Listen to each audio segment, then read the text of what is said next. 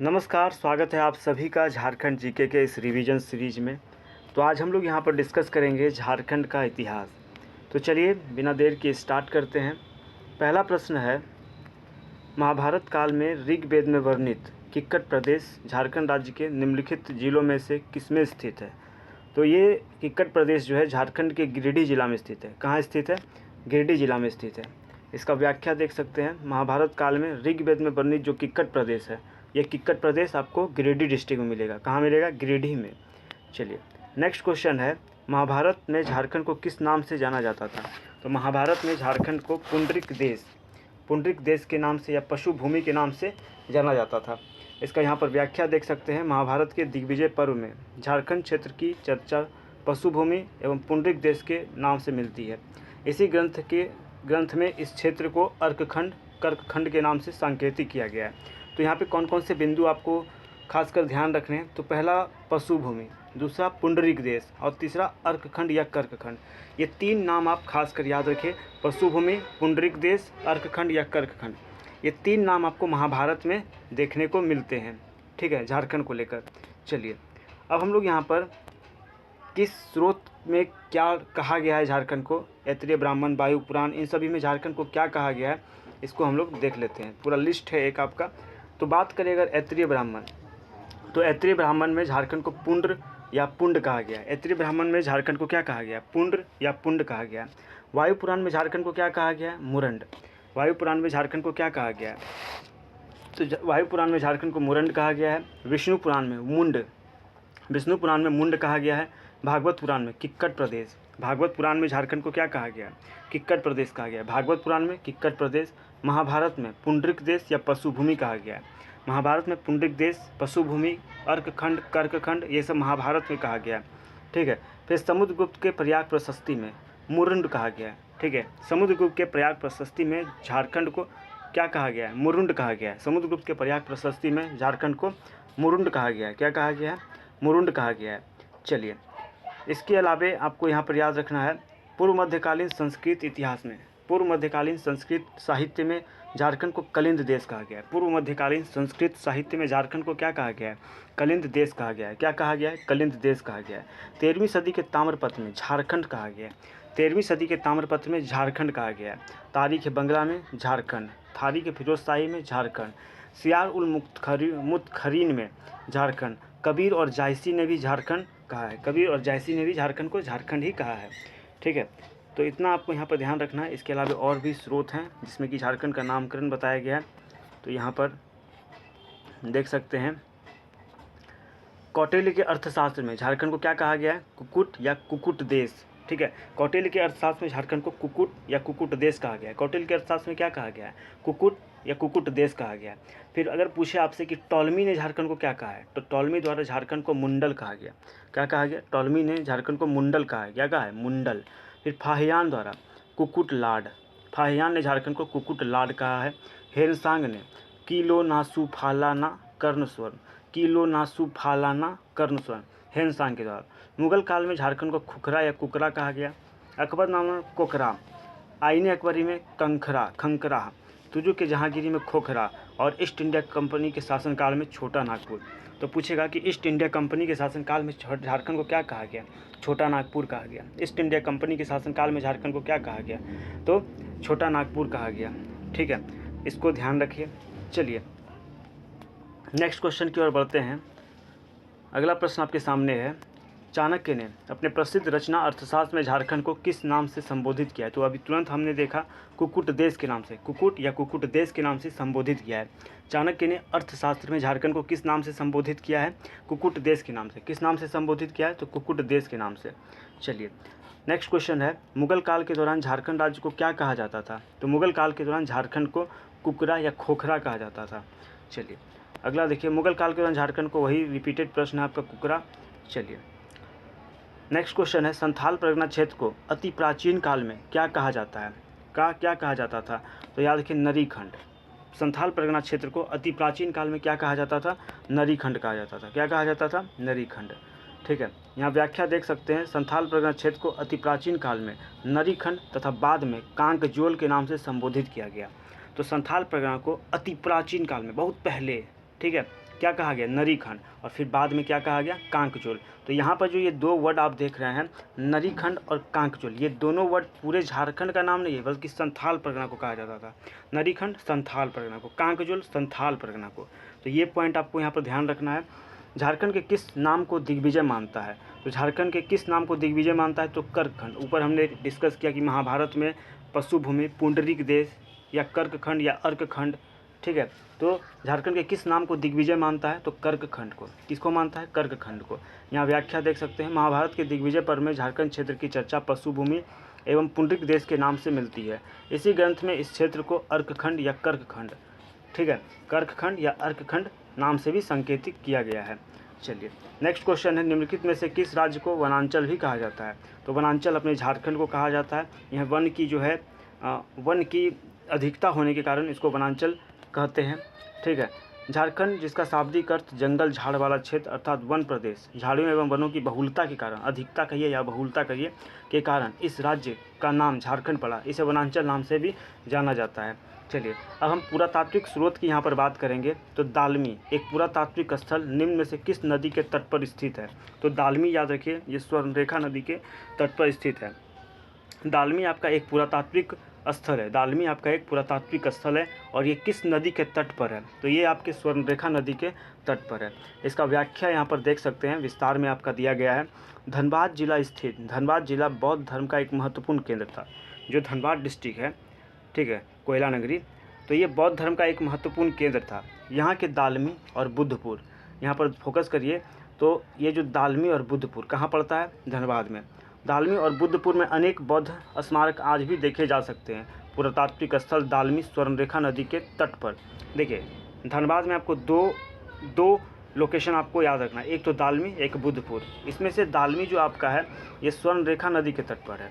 फिर वहीं अगर बुद्धपुर की बात करें तो ये कंसाई नदी के तट पर। देखिए 2017 में पूछा था कि दालमी, लेकिन आगे अगर मान लीजिए आने वाले साल में आपसे पूछ सकता है कि बुद्धपुर किस नदी के तट पर है, क्योंकि दालमी तो पूछ लिया है, तो बुद्धपुर पूछ सकता है। तो इसको याद रखिए, बुद्धपुर कंसाई नदी के तट पर। बुद्धपुर किस नदी के तट पर, कंसाई नदी के तट पर। तो दालमी स्वर्णरेखा और Buddhpur Kansai, Buddhpur Kansai, Buddhpur Kansai, ठीक है। यहाँ एक प्राचीन मंदिर है जो बुद्धेश्वर मंदिर के नाम से विख्यात है। तो प्रश्न यहाँ से भी पूछ सकता है कि झारखंड में बुद्धेश्वर मंदिर कहाँ स्थित है, जो कि एक प्राचीन मंदिर है। तो याद रखिए ये स्थित है धनबाद में, ये स्थित है आपके धनबाद में। चलिए नेक्स्ट क्वेश्चन है, बर्फ आयु की गहरी भूमिगत गुफा कहाँ पाया गया है, तो बर्फ आयु की जो गहरी भूमिगत गुफा है ये इसको गांव में पाया गया। बर्फ आयु की गहरी भूमिगत गुफा कहाँ पाया गया, इसको गांव में पाया गया। कहाँ पाया गया, इसको गांव में। इसको गांव जो हजारीबाग में आपका पड़ता है, यहाँ बर्फ आयु की गहरी भूमिगत गुफाएं स्थित हैं। इसको से आदि मानव द्वारा निर्मित चित्र, खुला सूर्य मंदिर और शैल चित्र दीर्घा के अवशेष भी प्राप्त हुए हैं, ठीक है। इस चीज़ को ध्यान रखिए।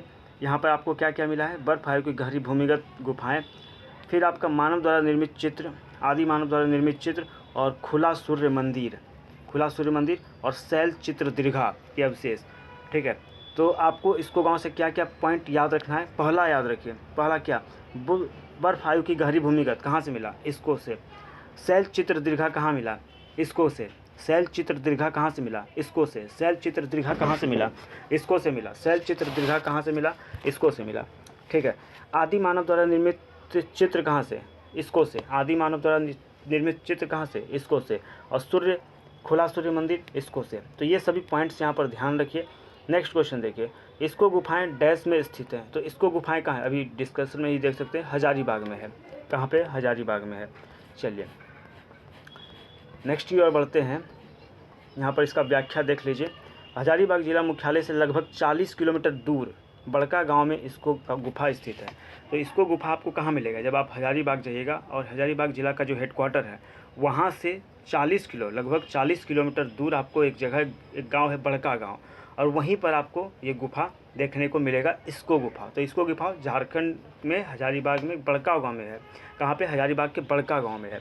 यह गुफा 5000 साल से अधिक पुराना है।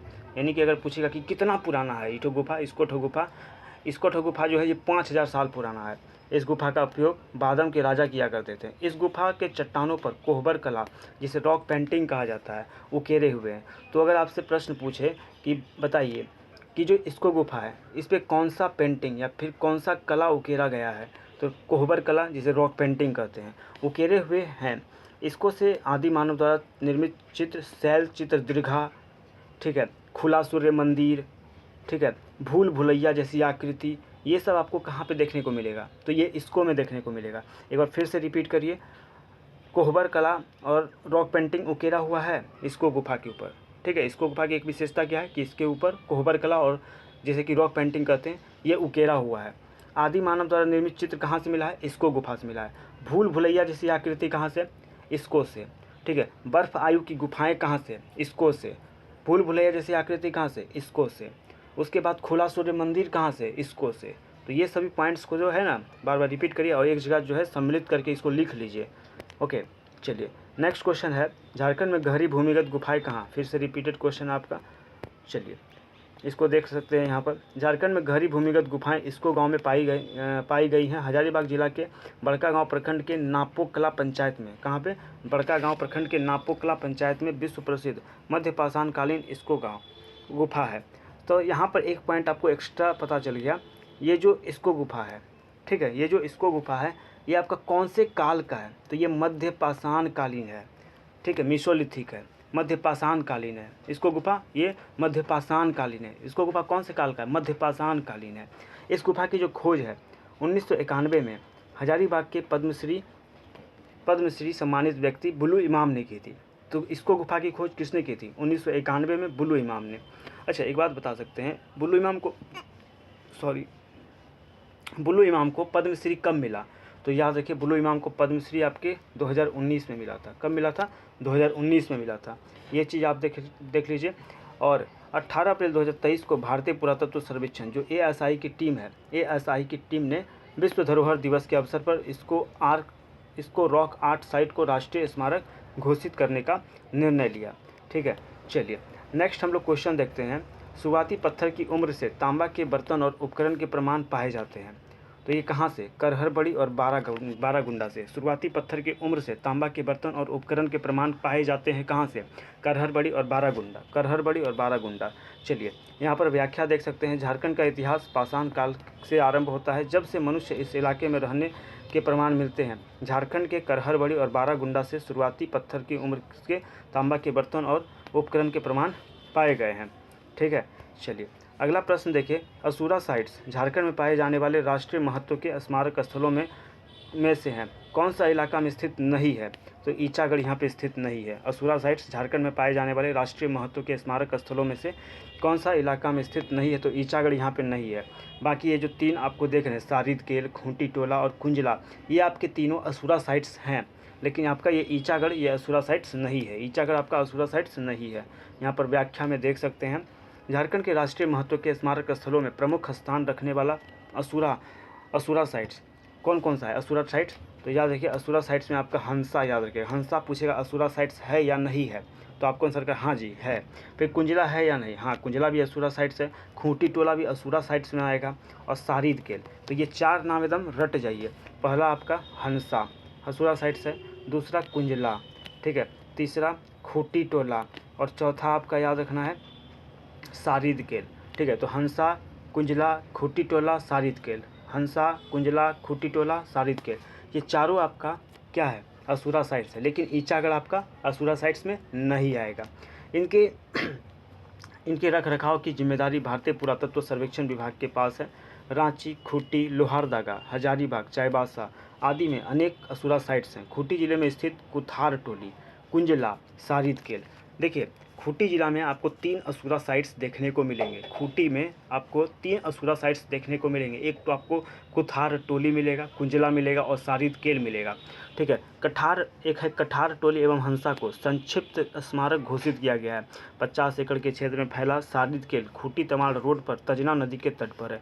सबसे इम्पॉर्टेंट पॉइंट यहाँ पर नोट करिए, सारिद केल जो है ये खूंटी तमाड़ रोड पर तजना नदी के तट पर। जैसे कि अभी हम लोग पढ़े दालमी किस नदी के तट पर?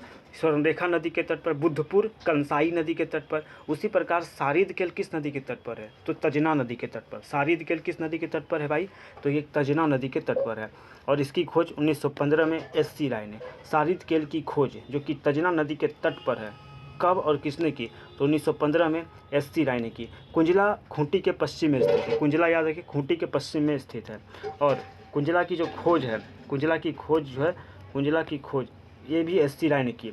कठार टोली रांची से दक्षिण चाईबासा रोड पर स्थित है। खूंटी टोला कोटरी नदी के तट पर स्थित है, जबकि हंसा रांची के दक्षिण में है। तो ये सभी पॉइंट्स यहाँ पर ध्यान रखिए।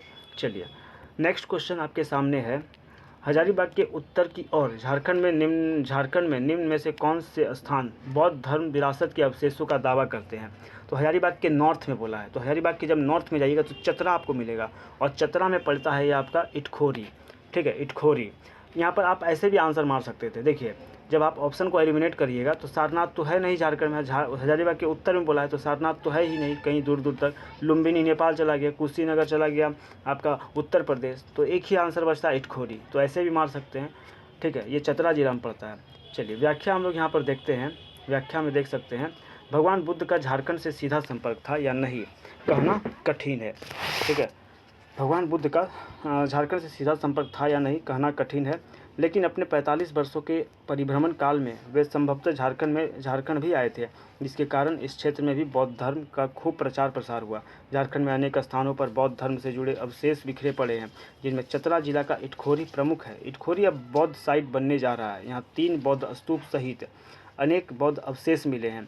आने वाले समय में यह गया के बाद सबसे बड़ा बौद्ध केंद्र बन सकता है। यहाँ सबसे इम्पॉर्टेंट पॉइंट ये वाला याद रखिए, यहाँ 3 बौद्ध स्तूप, तो पूछेगा 4 आपको लोकेशन दे देगा, बोलेगा निम्नलिखित में से किस जगह 3 बौद्ध स्तूप मिले हैं। तो याद रखना आपको, वो है इटखोरी। चतरा के इटखोरी में 3 बौद्ध स्तूप। तो पूछेगा किस जगह पर 3 बौद्ध स्तूप मिले हैं, तो 3 बौद्ध स्तूप आपका इटखोरी मिला है। कहाँ मिला है? इटखोरी में। नेक्स्ट क्वेश्चन देखिए, चंदन सहित पहाड़ी पर अशोक शिलालेख झारखंड के निम्नलिखित जिलों में से किस में स्थित है?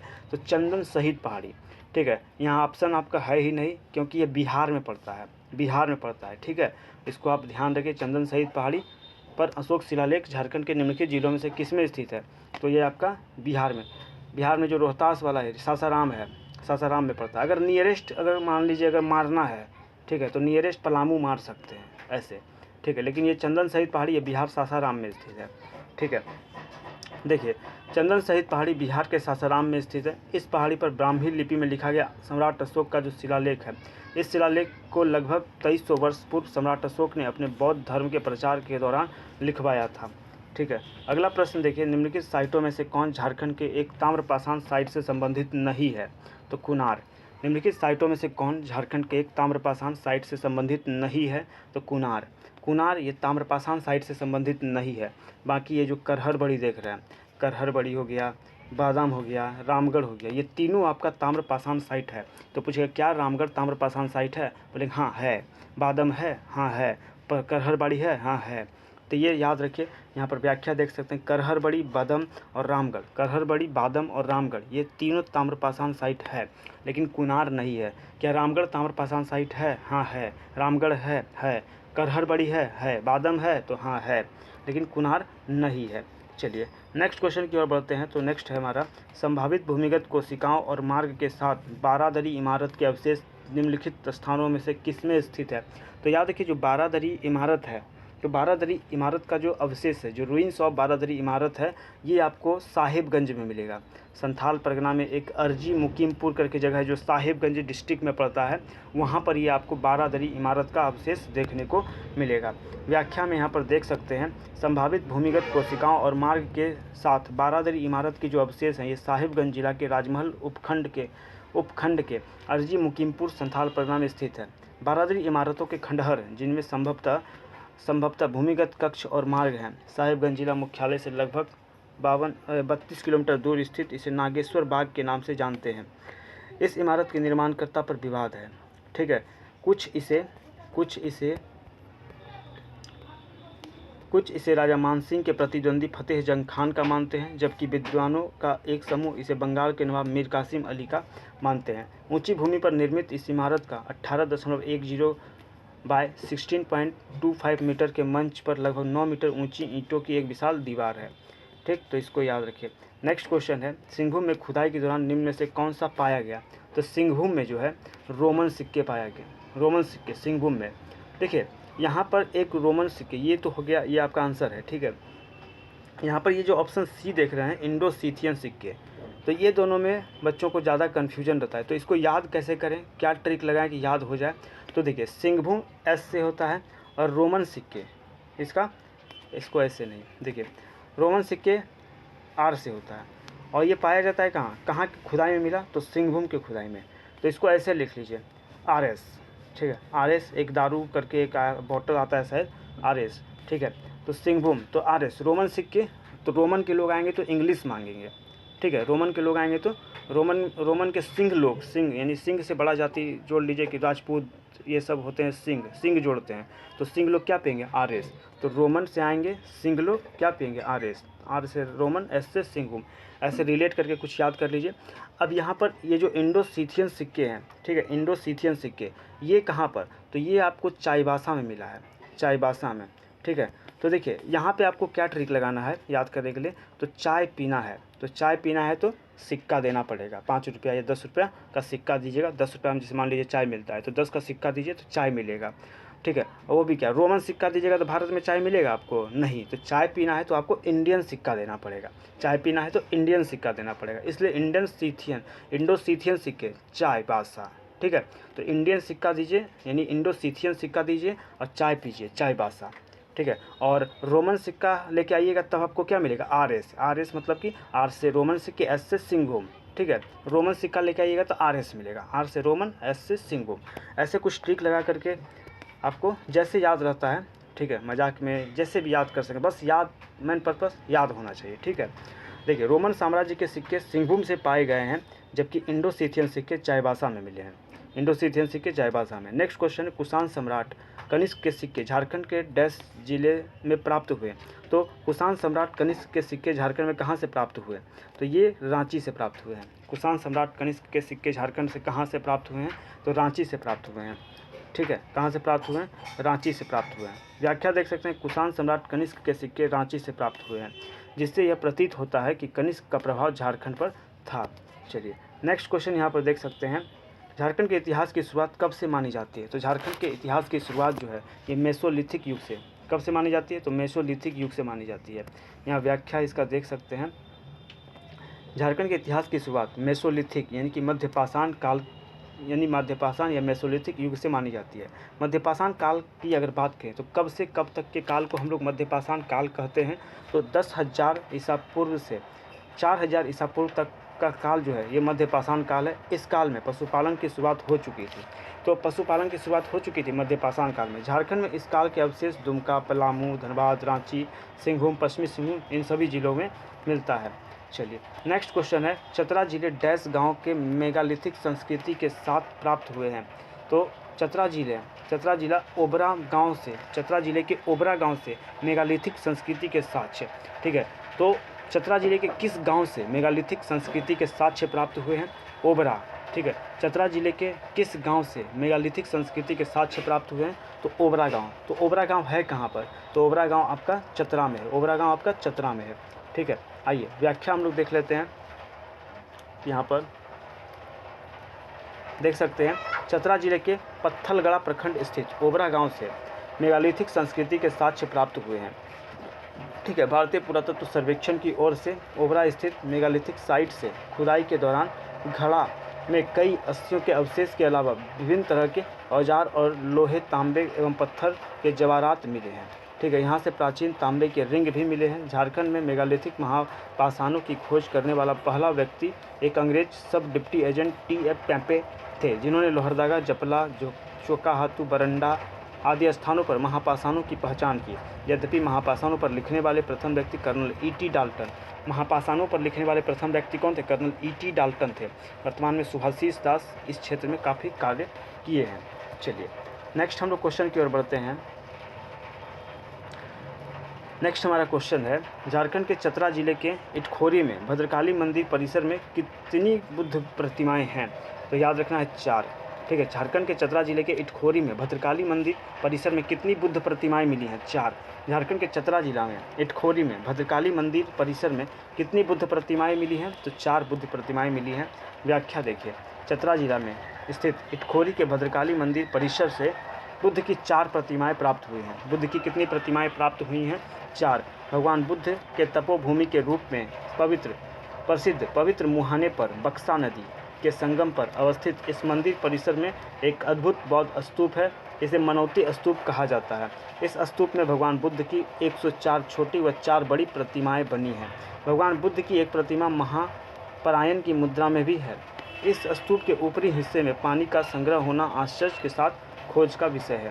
चलिए नेक्स्ट क्वेश्चन है हमारे सामने, पूरा पाषाण कालीन स्थलों और झीलों से संबंधित निम्नलिखित में से कौन सा युग सही नहीं है? तो कौन सही नहीं है? तो ये पलामू बजना, ये पलामू जो है ये बजना कौन सा युग में सही है? तो ये आपका पलामू बजना सही है। ठीक है, ये आपका सही है। बाकी बात ये जो 3 देख रहे हैं यहाँ पर ये आपका गलत दिया हुआ है। यहाँ पर व्याख्या देख सकते हैं, जो झाबर है, देखिए जो झाबर है, ठीक है, झाबर रामगढ़ में नहीं है। झाबर ये रामगढ़ में नहीं बल्कि झाबर पलामू में है। झाबर रामगढ़ नहीं, झाबर पलामू में है। ठीक है, बजना, बजना आपका पलामू में है। ठीक है, तो पलामू में 2 चीज़ आपको मिलेगा, एक झाबर और एक बजना। तो झाबर और बजना किस जिला में है? पलामू में। झाबर और बजना ये दोनों साइट्स कहाँ पर हैं? तो ये पलामू में है। आसन बनी, आसन बनी कहाँ पे है बाबू? पूर्वी सिंहभूम। आसन बनी कहाँ पर है? पूर्वी सिंहभूम। करसो कहाँ पे? हजारीबाग। करसो कहाँ पे है? हजारीबाग। लेकिन यहाँ पे गढ़वा दिया जो कि गलत है। ठीक है, आसन बनी दुमका दिया जो कि गलत है। आसन बनी कहाँ पे? पूर्वी सिंहभूम। आसन बनी दुमका में? नहीं नहीं नहीं, पूर्वी सिंहभूम में। करसो कहाँ पे? गढ़वा में? नहीं नहीं नहीं, हजारीबाग। कहाँ पे? हजारीबाग में।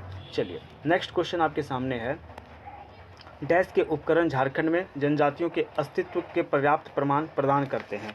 तो यहाँ पे याद रखिए पाषाण युग। ठीक है, किसके उपकरण झारखंड में जनजातियों के अस्तित्व के पर्याप्त प्रमाण प्रदान करते हैं? तो पाषाण युग। ठीक है, किसके डैश के उपकरण झारखंड में जनजातियों के अस्तित्व के पर्याप्त प्रमाण प्रदान करते हैं? पाषाण युग। ठीक है, पाषाण युग। व्याख्या यहाँ पर देख सकते हैं हम लोग, पाषाण युग के उपकरण झारखंड में जनजातियों के अस्तित्व के पर्याप्त प्रमाण प्रदान करते हैं। झारखंड का क्षेत्र पाषाण युग से ही बसा हुआ था। यहाँ ताम्र पाषाण काल के तांबे के उपकरण मिले हैं। यह क्षेत्र ईसा पूर्व 2री सहस्राब्दी के मध्य लौह युग में प्रवेश कर गया। इस दौरान तांबे के औजारों का उपयोग छोटा नागपुर पठार में फैल गया और इन खोज परिसरों को कॉपर हार्ट संस्कृति के रूप में जाना गया। नेक्स्ट क्वेश्चन है हमारे सामने, रामगढ़ जिले में डैश एक अभिसरण क्षेत्र है जो भारतीय उपमहाद्वीप पर जमने वाली अंतिम विशाल हिमनदी घटना का संकेत देने वाली भूवैज्ञानिक संरचनाओं का दावा करती है? तो वो है दूधी नाला। दूधी नाला ये रामगढ़ जिले में एक अभिसरण क्षेत्र है। दूधी नाला कहाँ है? रामगढ़ जिले में स्थित है। दूधी नाला कहाँ पे है? रामगढ़ जिले में एक अभिसरण क्षेत्र है जो भारतीय उपमहाद्वीप पर जमने वाली अंतिम विशाल हिमनद घटना का संकेत देने वाली भूवैज्ञानिक संरचनाओं का दावा करती है। ओके, चलिए इसका व्याख्या हम लोग यहाँ पर जानते हैं। व्याख्या क्या कह रहा है, रामगढ़ जिले में दूधी नाला एक अभिसरण क्षेत्र है जो भारतीय उपमहाद्वीप पर जमने वाली अंतिम विशाल हिमनद घटना का संकेत देने वाली भूवैज्ञानिक संरचनाओं का दावा करती है। दूधी नाला रामगढ़ जिले के मांडू प्रखंड के पास बोकारो कोयला क्षेत्र के पश्चिमी भाग में स्थित है। ठीक है, जो दूधी नाला है ये रामगढ़ जिला के मांडू प्रखंड के पास बोकारो कोयला क्षेत्र के पश्चिमी भाग में है। चलिए अगला प्रश्न आपके सामने, मगध साम्राज्य उत्तर में गंगा नदी से लेकर पश्चिम में डैश नदी तक, दक्षिण में विंध्य पहाड़ी तक फैला हुआ था। तो मगध साम्राज्य उत्तर में गंगा नदी से लेकर पश्चिम में सोन नदी, ठीक है, पश्चिम में सोन नदी और दक्षिण में विंध्य पहाड़ियों तक फैला हुआ था। तो ऑप्शन नंबर यहाँ डी सही उत्तर है। चलिए यहाँ पर व्याख्या देख सकते हैं, मगध साम्राज्य उत्तर में गंगा नदी से लेकर पश्चिम में सोन नदी और दक्षिण में विंध्य पहाड़ियों तक फैला हुआ था। झारखंड मगध साम्राज्य का दक्षिणी भाग था। जो झारखंड है ये मगध साम्राज्य का कौन सा भाग था? दक्षिणी भाग था। यह क्षेत्र बृहद्रथ वंशी सम्राट जरासंध के अधीन था। ठीक है, जो झारखंड में मगध साम्राज्य का दक्षिण भाग था ये बृहद्रथ वंशी सम्राट जरासंध के अधीन था। वहाँ छाती क्षेत्र होने के कारण जरासंध अपने शत्रुओं को बंदी बनाकर झारखंड के जंगलों में छोड़ देता था। उस समय झारखंड कीकट नाम से जाना जाता था। चलिए नेक्स्ट क्वेश्चन है, झारखंड क्षेत्र का उल्लेख अशोक डैश शिलालेखों में किया है। तो झारखंड क्षेत्र का उल्लेख जो है ना ये 13वें शिलालेख में, अशोक ने अपने 13वें शिलालेख में झारखंड क्षेत्र का उल्लेख किया है। व्याख्या यहाँ पर देख सकते हैं, झारखंड क्षेत्र का उल्लेख अशोक के 13वें शिलालेख में किया गया था। इस शिलालेख में इस क्षेत्र को आटवी या आटव नाम से उल्लेख किया गया है। ठीक है, 13वें शिलालेख में झारखंड क्षेत्र का उल्लेख किस नाम से हुआ है? आटवी या आटव नाम से हुआ है। पश्चिमी सिंहभूम जिले में स्थित बेनी सागर प्रसिद्ध है। तो बेनी सागर याद रखिए किस चीज़ के लिए प्रसिद्ध है? पुरातात्विक अवशेषों के लिए। पहला पॉइंट आपको याद रखना है कि बेनी सागर है कहाँ। तो ये वेस्ट सिंहभूम, पश्चिमी सिंहभूम में है और ये पुरातात्विक अवशेष के लिए प्रसिद्ध है। पुरातात्विक अवशेष के लिए प्रसिद्ध है। पश्चिमी सिंहभूम जिला में स्थित जो बेनी सागर पुरातात्विक अवशेषों के लिए प्रसिद्ध है। बेनी सागर या बेनू सागर पश्चिमी सिंहभूम जिले के मंझगांव प्रखंड में स्थित है। बेनी सागर का, ठीक है, बेनी सागर का नाम बेन राजा के नाम पर रखा गया है, जिनके द्वारा बेनी सागर के भव्य तालाब का निर्माण कराया गया। ठीक है, इसकी सूचना 1840 ईस्वी में इस स्थान का दौरा करने वाले कर्नल टीकेल ने पहली बार दी थी।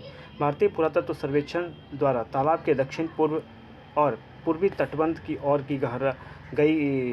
की गई खुदाई में 2 पंचायतन मंदिर परिसर, धर्मनिरपेक्ष संरचनाएं, सूर्य भैरव, लकुलिस, अग्नि कुबेर आदि की यहाँ पर छवियाँ सहित कई मुहर प्राप्त हुए हैं। ठीक है, तो ये सब यहाँ पर ध्यान रखना है। चलिए, ये जो शिलालेख है इसकी लिपि ब्राह्मी है और भाषा संस्कृत है। ठीक है, नेक्स्ट क्वेश्चन की ओर बढ़ते हैं। अगला प्रश्न देखिए, निम्नलिखित में से लोटा पहाड़ की मुख्य पहचान क्या है। तो लोटा पहाड़ की मुख्य पहचान, ये प्रस्तरकालीन आदि मानवों का केंद्र है। ठीक है, तो लोटा पहाड़ की मुख्य पहचान क्या है। तो लोटा पहाड़ यह प्रस्तरकालीन आदि मानवों का केंद्र है। लोटा पहाड़ याद रखिए, यह प्रस्तरकालीन आदि मानवों का केंद्र है। लोटा पहाड़ प्रस्तरकालीन आदि मानवों का केंद्र है। लोटा पहाड़ ये पश्चिमी सिंहभूम जिले के चक्रधरपुर के निकट स्थित है। लोटा पहाड़ कहाँ पर है। पश्चिमी सिंहभूम जिले के चक्रधरपुर के निकट। यह पर्वत लोटा के आकार का दिखाई देता है। यह प्रस्तरकालीन आदि मानवों का केंद्र रहा है। ठीक है, इस पर्वत में पाषाण कालीन युग के किले और लौह अयस्क के भंडार पाए गए हैं। तो लोटा पहाड़ के बारे में क्या पॉइंट आपको याद रखने हैं। तो लोटा पहाड़ पश्चिमी सिंहभूम जिला में। लोटा पहाड़ किस जिला में है। पश्चिमी सिंहभूम में, चक्रधरपुर के निकट। लोटा पहाड़ कहाँ पे है। पश्चिमी सिंहभूम। लोटा पहाड़ पश्चिमी सिंहभूम में है। यह पर्वत जो है ना लोटा के आकार का दिखता है हमको। ठीक है, आदि मानवों का केंद्र रहा है और पाषाण युग के किले और लौह अयस्क के भंडार यहाँ पर पाए गए हैं। चलिए, अब हम लोग यहाँ पर नागवंश से संबंधित प्रश्न करेंगे। प्रथम नागवंशी राजा कौन थे। तो याद रखिए, फनी मुकुट राय थे। प्रथम नागवंशी राजा कौन थे। तो फनी मुकुट राय। प्रथम नागवंशी राजा कौन थे। तो फनी मुकुट राय थे। व्याख्या यहाँ पर देख सकते हैं। नागवंशी राजवंश के संस्थापक फनी मुकुट राय प्रथम नागवंशी राजा थे। तो नागवंशी राजवंश के संस्थापक किनको कहा जाता है। फनी मुकुट राय को। ठीक है, इन्हें नागवंश का आदि पुरुष, तो नागवंश का आदि पुरुष किनको कहते हैं। तो फनी मुकुट राय को। इन्हें 64 ईस्वी यानी प्रथम सदी में नागवंशी राज्य की स्थापना की तथा सुतियांबे को राजधानी बनाया। तो फनी मुकुट राय ने अपना कैपिटल किसे बनाया था। सुतियांबे को। सुतियांबे में इन्होंने एक सूर्य मंदिर का भी निर्माण करवाया। इन्होंने अपने शासनकाल में बाहरी लोगों को झारखंड क्षेत्र में आने के लिए आमंत्रित किया और बनारस से आए भवराय श्रीवास्तव को अपना दीवान नियुक्त किया। तो फनी मुकुट राय ने अपना दीवान किसको बनाया था। तो बनारस से आए भवराय श्रीवास्तव को फनी मुकुट राय ने अपना दीवान नियुक्त किया। इस प्रकार झारखंड की संस्कृति में पहली बार गैर आदिवासी समाज या सदान मूलवासी का विस्तारीकरण हुआ। तो यहाँ पे आपको कौन कौन से पॉइंट याद रखने हैं। पहला पॉइंट याद रखिए, नागवंश का आदि पुरुष किसे कहा जाता है। तो नागवंश का आदि पुरुष जो है फनी मुकुट राय को कहा जाता है। ठीक है, फनी मुकुट राय ने अपना कैपिटल किसे बनाया था। सुतियांबे को बनाया था। फिर इन्होंने सुतियांबे में एक सूर्य मंदिर का निर्माण करवाया।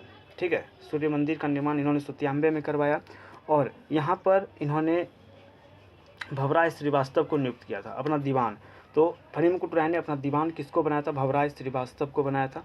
तो ये सभी पॉइंट्स यहाँ पर ध्यान रखना है। और सबसे इंपॉर्टेंट पॉइंट, नागवंशी राजवंश के संस्थापक को आप याद रखिएगा। संस्थापक ही हैं फनी मुकुट राय। चलिए, नेक्स्ट है फनी मुकुट राय की राजधानी। अभी तुरंत हमने देखा सुतियांबे। सुतियांबे में फनी मुकुट राय ने एक सूर्य मंदिर भी बनवाया। ठीक है, और अपना दीवान किसको नियुक्त किया। तो भवराय श्रीवास्तव को अपना दीवान बनाया। व्याख्या यहाँ पर देख सकते हैं। फनी मुकुट राय की राजधानी सुतियांबे थी। छोटा नागपुर खास जनजातियों का प्रमुख क्षेत्र था। जो छोटा नागपुर खास ये जनजातियों का प्रमुख क्षेत्र था तथा यहाँ स्थापित नागवंश का संपूर्ण झारखंड में अग्रणी स्थान था। 1789 में तत्कालीन नागवंशी महाराज दर्पनाथ शाह द्वारा भारत के गवर्नर जनरल को समर्पित कुर्सीनामा के अनुसार नागवंश का संस्थापक फनी मुकुट राय था, जो पुंडरिक नाग या वाराणसी की ब्राह्मणी कन्या पार्वती का पुत्र था, जिसे मदरा मुंडा एवं अन्य नेताओं की स्वीकृति से चुना गया था। फनी मुकुट राय के संबंध में अनेक किंवदंतियाँ प्रचलित हैं। जो फनी मुकुट राय है इनको लेकर कई किंवदंतियाँ जो हैं प्रचलित हैं। ठीक है, जिनमें से एक के अनुसार एक साकल द्वीपी ब्राह्मण ने पार्वती द्वारा जन्म दी गई बच्चे को फनिक सर्प के फन के नीचे सोया पाया था। यह फनिक सर्प स्वयं पुंडरिक था, जिसने ब्राह्मण ब्राह्मण को बताया कि यह बालक आगे चलकर नागपुर का राजा बनेगा तथा वही ब्राह्मण उसका पुरोहित बनेगा। राजा का नाम फणिमुकुट होगा तथा सूर्य राज्य के प्रमुख आराध्य देवता होंगे। नागवंशी परंपरा के अनुसार यह घटना 104 ईस्वी की थी। ठीक है, कब की थी? 104 ईस्वी की थी। 104 ईस्वी की थी। नेक्स्ट क्वेश्चन आपके सामने है। नेक्स्ट क्वेश्चन देखिए, 5वीं शताब्दी के छोटानागपुर के राजा फणिमुकुट किसके संस्थापक थे? तो अभी तुरंत हमने एक्सप्लेनेशन में देखा, नाग राजवंश या नागवंश के संस्थापक थे। कैपिटल उन्होंने सुतियांबे को कैपिटल बनाया और भवनाथ श्रीवास्तव को अपना दीवान नियुक्त किया। देखिए, नागवंश की स्थापना फणिमुकुट राय ने की थी, जिसके राज्य में बंता, हजाम, बादम, रामगढ़, चंगुरिया, गोला, पलानी, टोरी, मानकेरी और बरवा जैसे क्षेत्र शामिल थे। इसकी राजधानी सुतियांबे थी। फणिमुकुट राय का जो जन्म है 64 ईस्वी में हुआ। इन्होंने 83 से 162 तक शासन किया। जो फणिमुकुट राय हुए, इन्होंने ये कब से कब तक शासन किए? 83 से लेकर 162 तक शासन किए। ओके, एक सेकेंड। जानकारी, 1789 में नागवंशी राजा दर्पनाथ शाही द्वारा भारत के गवर्नर जनरल लॉर्ड कॉर्नवालिस को दी गई। नागवंशावली से मिलती है। ठीक है, नागवंशी परंपरा के अनुसार फणिमुकुट राय पुंडरीक नाग एवं वाराणसी की ब्राह्मण कन्या पार्वती का पुत्र था। नागवंशी परंपरा के अनुसार फणिमुकुट राय जो है ये पुंडरीक नाग और वाराणसी की ब्राह्मण कन्या पार्वती के पुत्र थे। तो इस चीज़ को यहाँ पर ध्यान रखें। ओके, इसके अलावा यहाँ पर आपको जिसे मधरा मुंडा एवं अन्य नेताओं की स्वीकृति से राजा चुना गया था। नेक्स्ट क्वेश्चन देखते हैं। फणिमुकुट राय छोटानागपुर के प्रथम नागवंशी शासक थे। यह किसके दत्तक पुत्र थे? ये किनके दत्तक पुत्र थे? तो याद रखेंगे, मधरा मुंडा के। फणिमुकुट राय छोटा नागपुर के प्रथम नागवंशी शासक थे। यह किसके दत्तक पुत्र थे? तो मधरा मुंडा के दत्तक पुत्र थे। यहाँ पर व्याख्या देख सकते हैं। फणिमुकुट राय मधरा मुंडा के दत्तक पुत्र थे। फणिमुकुट राय किनके दत्तक पुत्र थे? मधरा मुंडा, क्योंकि मुंडा महाराजा मधरा मुंडा ने ही फणिमुकुट राय का दत्तक पुत्र के रूप में लालन पोषण किया था। एक कथानक के अनुसार झारखंड को विष्णु पुराण में नागद्वीप कहा जाता था और यह क्षेत्र नाग जाति के लिए प्रसिद्ध था। नाग संभवतः असुरों की ही एक शाखा थे। महाभारत युद्ध में नाग जाति कौरवों के साथ लड़ी और पराजित हुई। फिर प्रतिशोधवश पांडव कुल रक्षक परीक्षित की हत्या कर दी, जिस कारण पांडव ने संपूर्ण जनजाति के विनाश का प्रण किया। इसी क्रम में पुंडरीक नाग ब्रह्मा की कुर्सी से लिपटकर अपनी रक्षा के लिए और फिर बनारस में मानव रूप में अवतरित हुआ। बनारस में एक ब्राह्मण से शिक्षा ग्रहण करने के दौरान उनकी पुत्री पार्वती से इनसे प्रेम विवाह किया तथा पूरी जाने के क्रम में सुतियांबे के निकट पार्वती और पुंडरीक को एक पुत्र हुआ। इस दौरान पार्वती का निधन हो गया और पुंडरीक नाग ने बच्चे की रक्षा की, परंतु जब बच्चा मधरा मुंडा के संरक्षण में चला गया तो पुंडरीक ने अपने देह का परित्याग किया। इसी कारण कई प्राचीन ग्रंथों में झारखंड को पुंडरीक प्रदेश कहकर संबोधित किया गया है। ठीक है, तो पुंडरीक प्रदेश कहने के पीछे आपका ये वाला कहानी था, इसको थोड़ा ध्यान रखिएगा। नागवंशी राजा ने सर्वप्रथम नरोत्तम नामक पंचमंजिला भवन का निर्माण कहाँ करवाया था? तो याद रखिए, दोईसा में करवाया था। दुर्जन साल नामक राजा ने, ठीक है, दोईसा में इस पंचमंजिला भवन का निर्माण करवाया था। नरोत्तमगढ़ का किला इसको कहते हैं हम लोग। व्याख्या यहाँ पर देख सकते हैं। नागवंशी राजा दुर्जन साल ने नरोत्तमगढ़ किले का निर्माण दोईसागढ़ में कराया था। यह गुमला में स्थित है। ये जो दोईसागढ़ है ये गुमला में स्थित है। यह नागवंशी राजा दुर्जन साल की राजधानी थी। इनके द्वारा पंचमंजिला भवन का निर्माण कराया गया था, जिसके प्रत्येक तल्ले में 9 कमरे थे। ठीक है, तो ये जो दोईसागढ़ में, नरोत्तमगढ़ में ये जो महल है पंचमंजिला, तो प्रत्येक कमरे में कितने कमरे थे? 9 कमरे थे। नरोत्तमगढ़ का निर्माण सुरक्षा की दृष्टि से किया गया था, क्योंकि नागवंशी राजाओं पर लगातार बाहरी आक्रमण होते रहते थे, जिसके कारण उनकी राजधानी खुखरा असुरक्षित हो गई थी। ठीक है, चलिए नेक्स्ट क्वेश्चन है हमारा। नागवंशी परिवार का मुख्यालय दोईसा स्थानांतरित हुआ। क्यों स्थानांतरित हुआ? तो दोईसा में युद्ध में पराजित हुए थे। दोईसा युद्ध में पराजित होने के कारण। ठीक है, व्याख्या यहाँ पर देख सकते हैं। नागवंशी परिवार का मुख्यालय दोईसा युद्ध में पराजित होने के कारण स्थानांतरित हुआ था। नागवंशी परिवार का मुख्यालय दोईसा युद्ध में पराजित होने के कारण, दोईसा जो है युद्ध में पराजित होने के कारण स्थानांतरित हुआ था। खुखरा से दोईसा, यानी कि नागवंशी परिवार का जो मुख्यालय पहले खुखरा में था, तो खुखरा से दोईसा क्यों गया? तो युद्ध में पराजित होने के कारण। ठीक है, तो खुखरा से दोईसा राजधानी इसलिए लाई गई थी कि सामरिक दृष्टि से दोईसा अधिक सुरक्षित स्थान था। जो दोईसा था ये खुखरा से ज़्यादा सुरक्षित था, इसलिए आक्रमण ना हो, ठीक है, आक्रमण ना हो और राज्य बचा रहे, इसको लेकर के राजधानी खुखरा से दोईसा स्थानांतरित की गई। 3 और पहाड़ी और चौथी ओर दक्षिण कोयल से घिरा यह स्थान शत्रुओं के लिए प्रायः दुर्भेद्य था। चलिए नेक्स्ट क्वेश्चन है हमारा, उस शासक का नाम बताएं जिसने नागवंशी राज्य की राजधानी सुतियांबे से चुटिया स्थानांतरित की। तो वो है प्रताप राय, ठीक है। उस शासक का नाम पूछ रहा है जिसने नागवंशी राज्य की राजधानी सुतियांबे से चुटिया स्थानांतरित की, तो प्रताप राय। कौन? तो प्रताप राय, ठीक है। यहाँ पर देख सकते हैं किसने किसको राजधानी बनाया, पूरा यहाँ पर लिस्ट दिया हुआ है। जैसे फनी मुकुट राय, इन्होंने अपना राजधानी सुतियांबे को बनाया। प्रताप राय ने राजधानी किसको बनाया? तो प्रताप राय ने चुटिया को।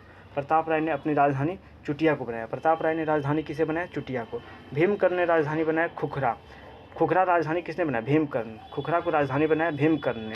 दोईसा को राजधानी दुर्जन साल ने। सतरंजी को राजधानी किसने? एनी शाह ने। एनी शाह वही है जिन्होंने 1691 में जो रांची का जगन्नाथ टेम्पल है वो बनवाया था, ठीक है। तो सतरंजी को राजधानी बनाने वाले व्यक्ति कौन थे? राजा कौन थे? एनी शाह। सतरंजी को राजधानी किसने बनाया था? एनी शाह ने। पालकोट को राजधानी बनाया था यदुनाथ शाह, ठीक है। पालकोट को राजधानी किसने बनाया? यदुनाथ शाह। पालकोट को राजधानी बनाया था यदुनाथ शाह। नागवंश की राजधानी पालकोट को किसने बनाया? यदुनाथ शाह। पालकोट भौंरो, ठीक है, ये जगन्नाथ शाहदेव। रातूगढ़ को राजधानी उदयनाथ शाहदेव। रातूगढ़ को राजधानी किसने? उदयनाथ शाह। यहाँ पर 2 नाम आपको कंफ्यूज कर सकता है, एक ये यदुनाथ शाह, ठीक है, एक आपको यदुनाथ शाह याद रखना, एक उदयनाथ शाह। तो पालकोट को राजधानी किसने बनाया? पालकोट को। तो पालकोट को राजधानी बनाने का काम करते हैं यदुनाथ शाह, ठीक है। पालकोट को राजधानी बनाने का काम कौन करते हैं? तो पालकोट को राजधानी बनाने का काम करते हैं यदुनाथ शाह। पालकोट को राजधानी किसने बनाया? यदुनाथ शाह। और रातूगढ़ को राजधानी किसने बनाया? उदयनाथ शाह ने, उदयनाथ शाहदेव ने। रातूगढ़ को उदय, रातूगढ़ रात होने के बाद उदय होता है, ऐसे याद रखिए। रात होगा तो उदय भी होगा। रात होने के बाद एक सुबह आएगी जब सूर्य उदय होगा, तो रातूगढ़ उदय। रात है, रात, रातू से रात याद कर ले, और रात खत्म होने के बाद सूर्य का उदय होगा, तो रातूगढ़ उदयनाथ शाहदेव।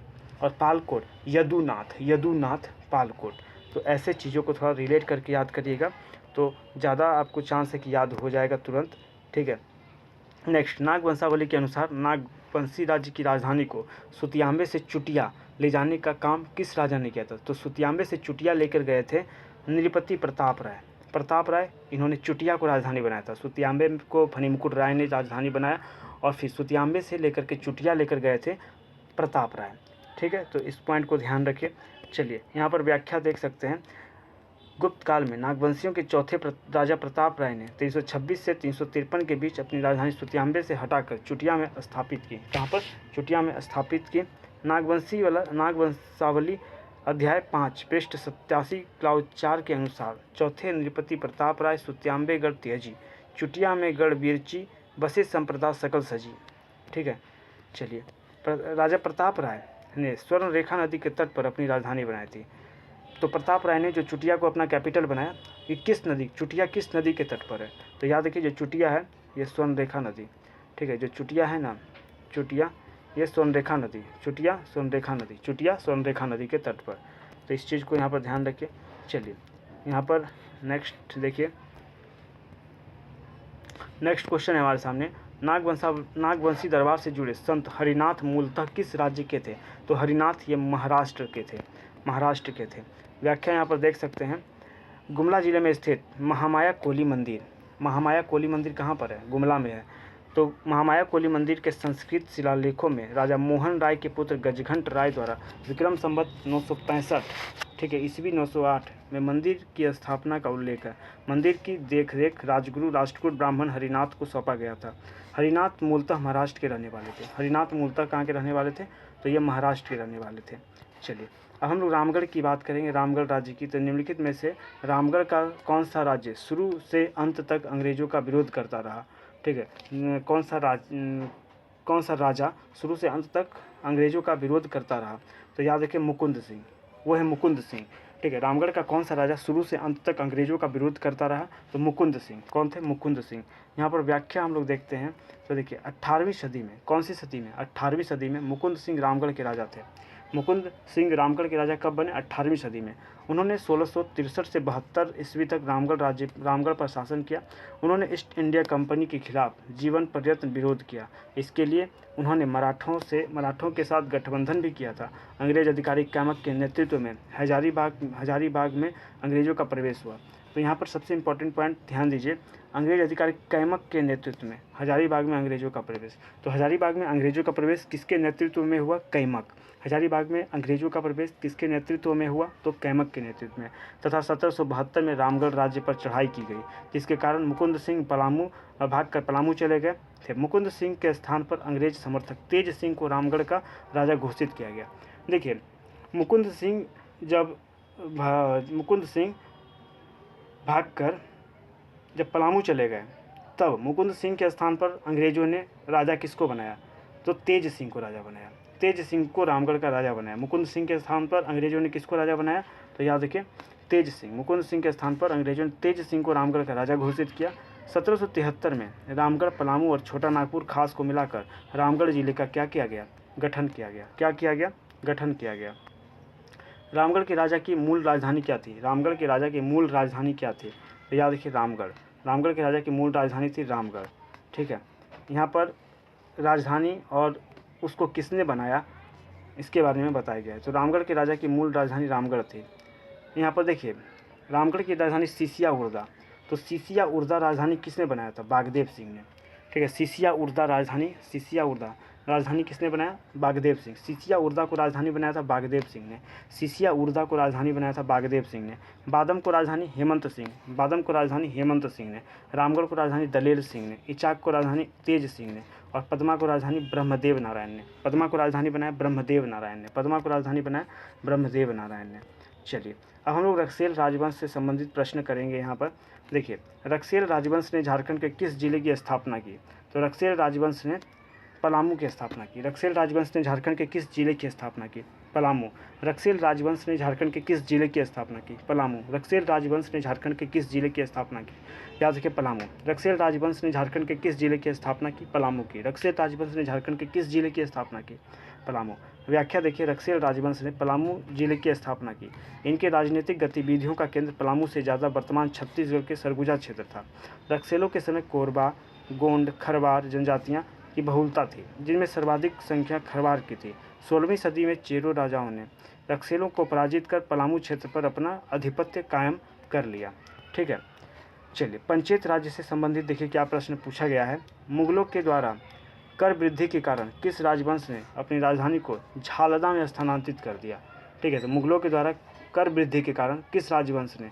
तो वो है पंचायत राज। मुगलों के द्वारा कर वृद्धि के कारण जो पंचायत राजवंश है, इसने अपनी राजधानी झालदा में स्थानांतरित कर दिए।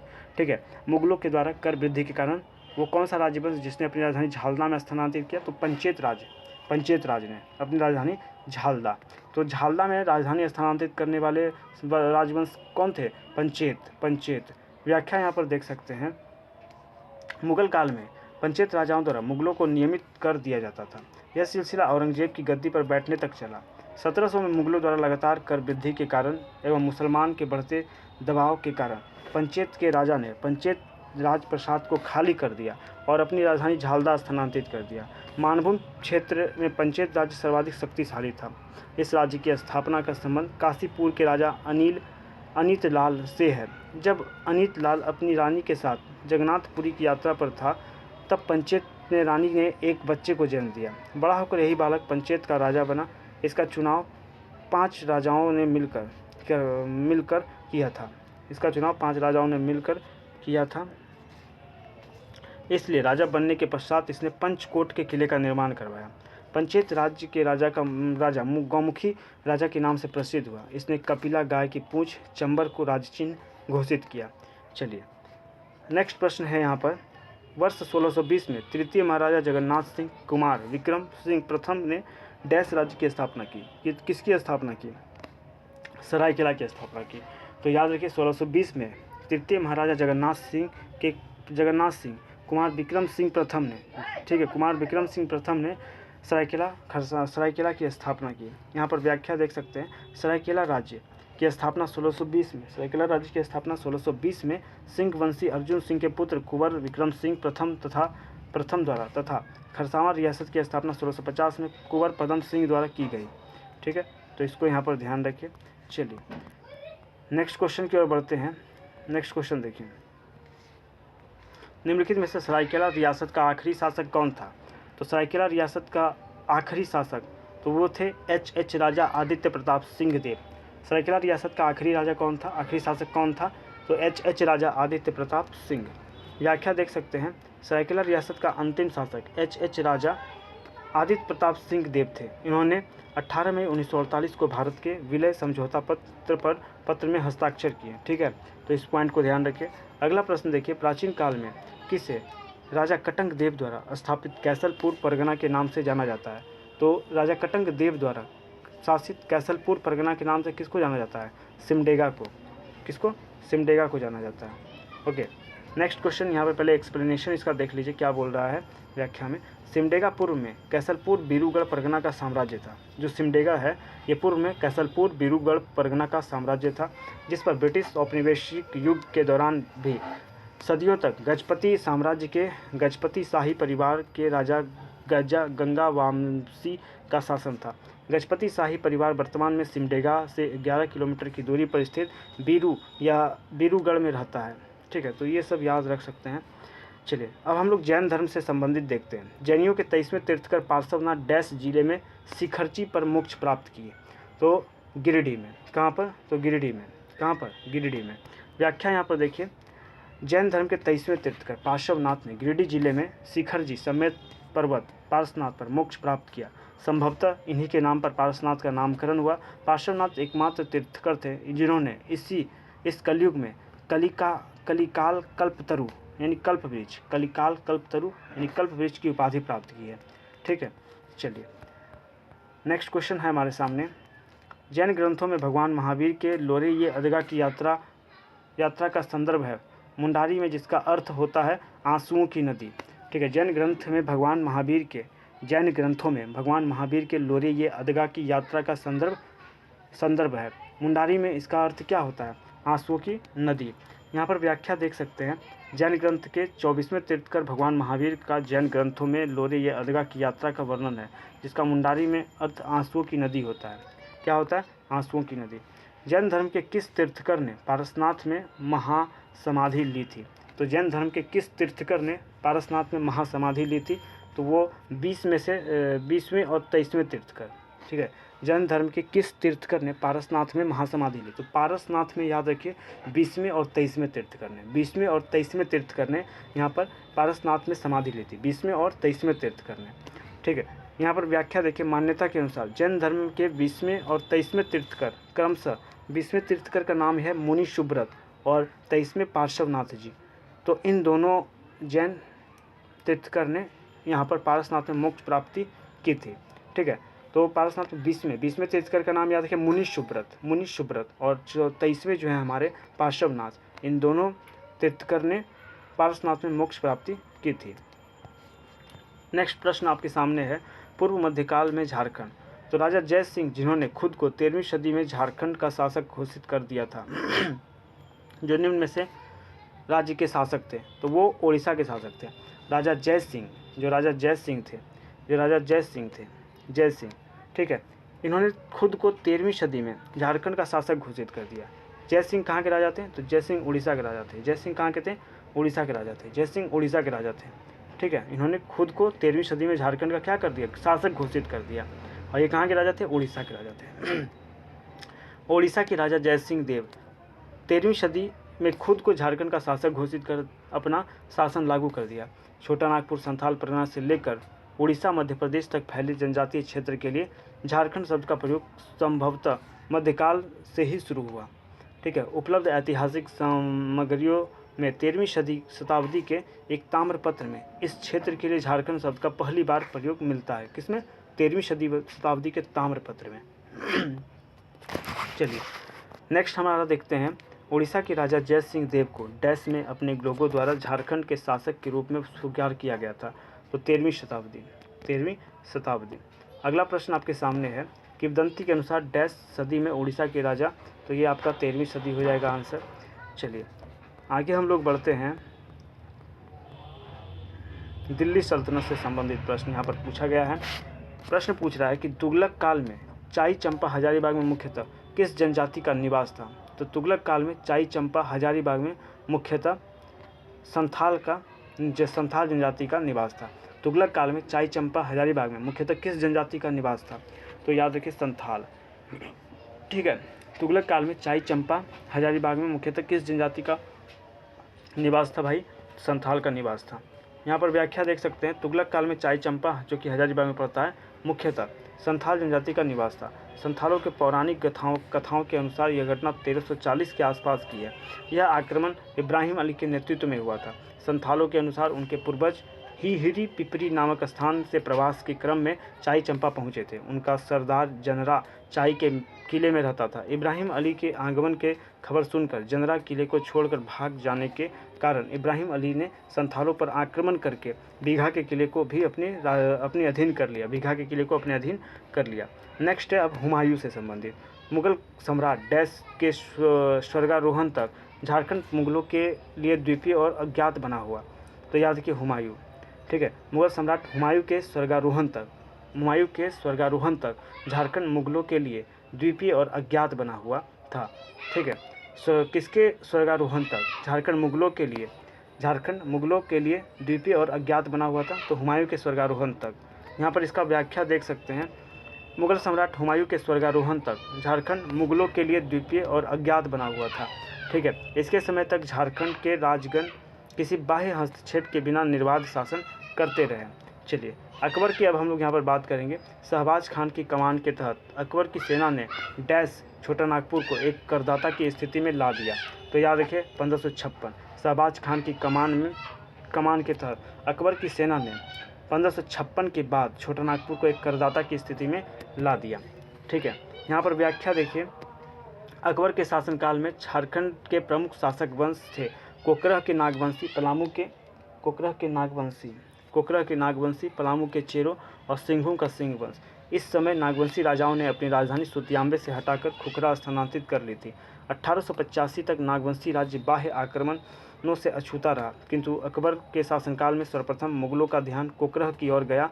1585 में मुगलों द्वारा कोकरह पर आक्रमण से 10 वर्ष पूर्व ही अकबर की सेना नागवंशी राज्य की सीमा तक पहुंच गई थी, किंतु वास्तविक आक्रमण 1585 ईस्वी से पूर्व नहीं हो सका।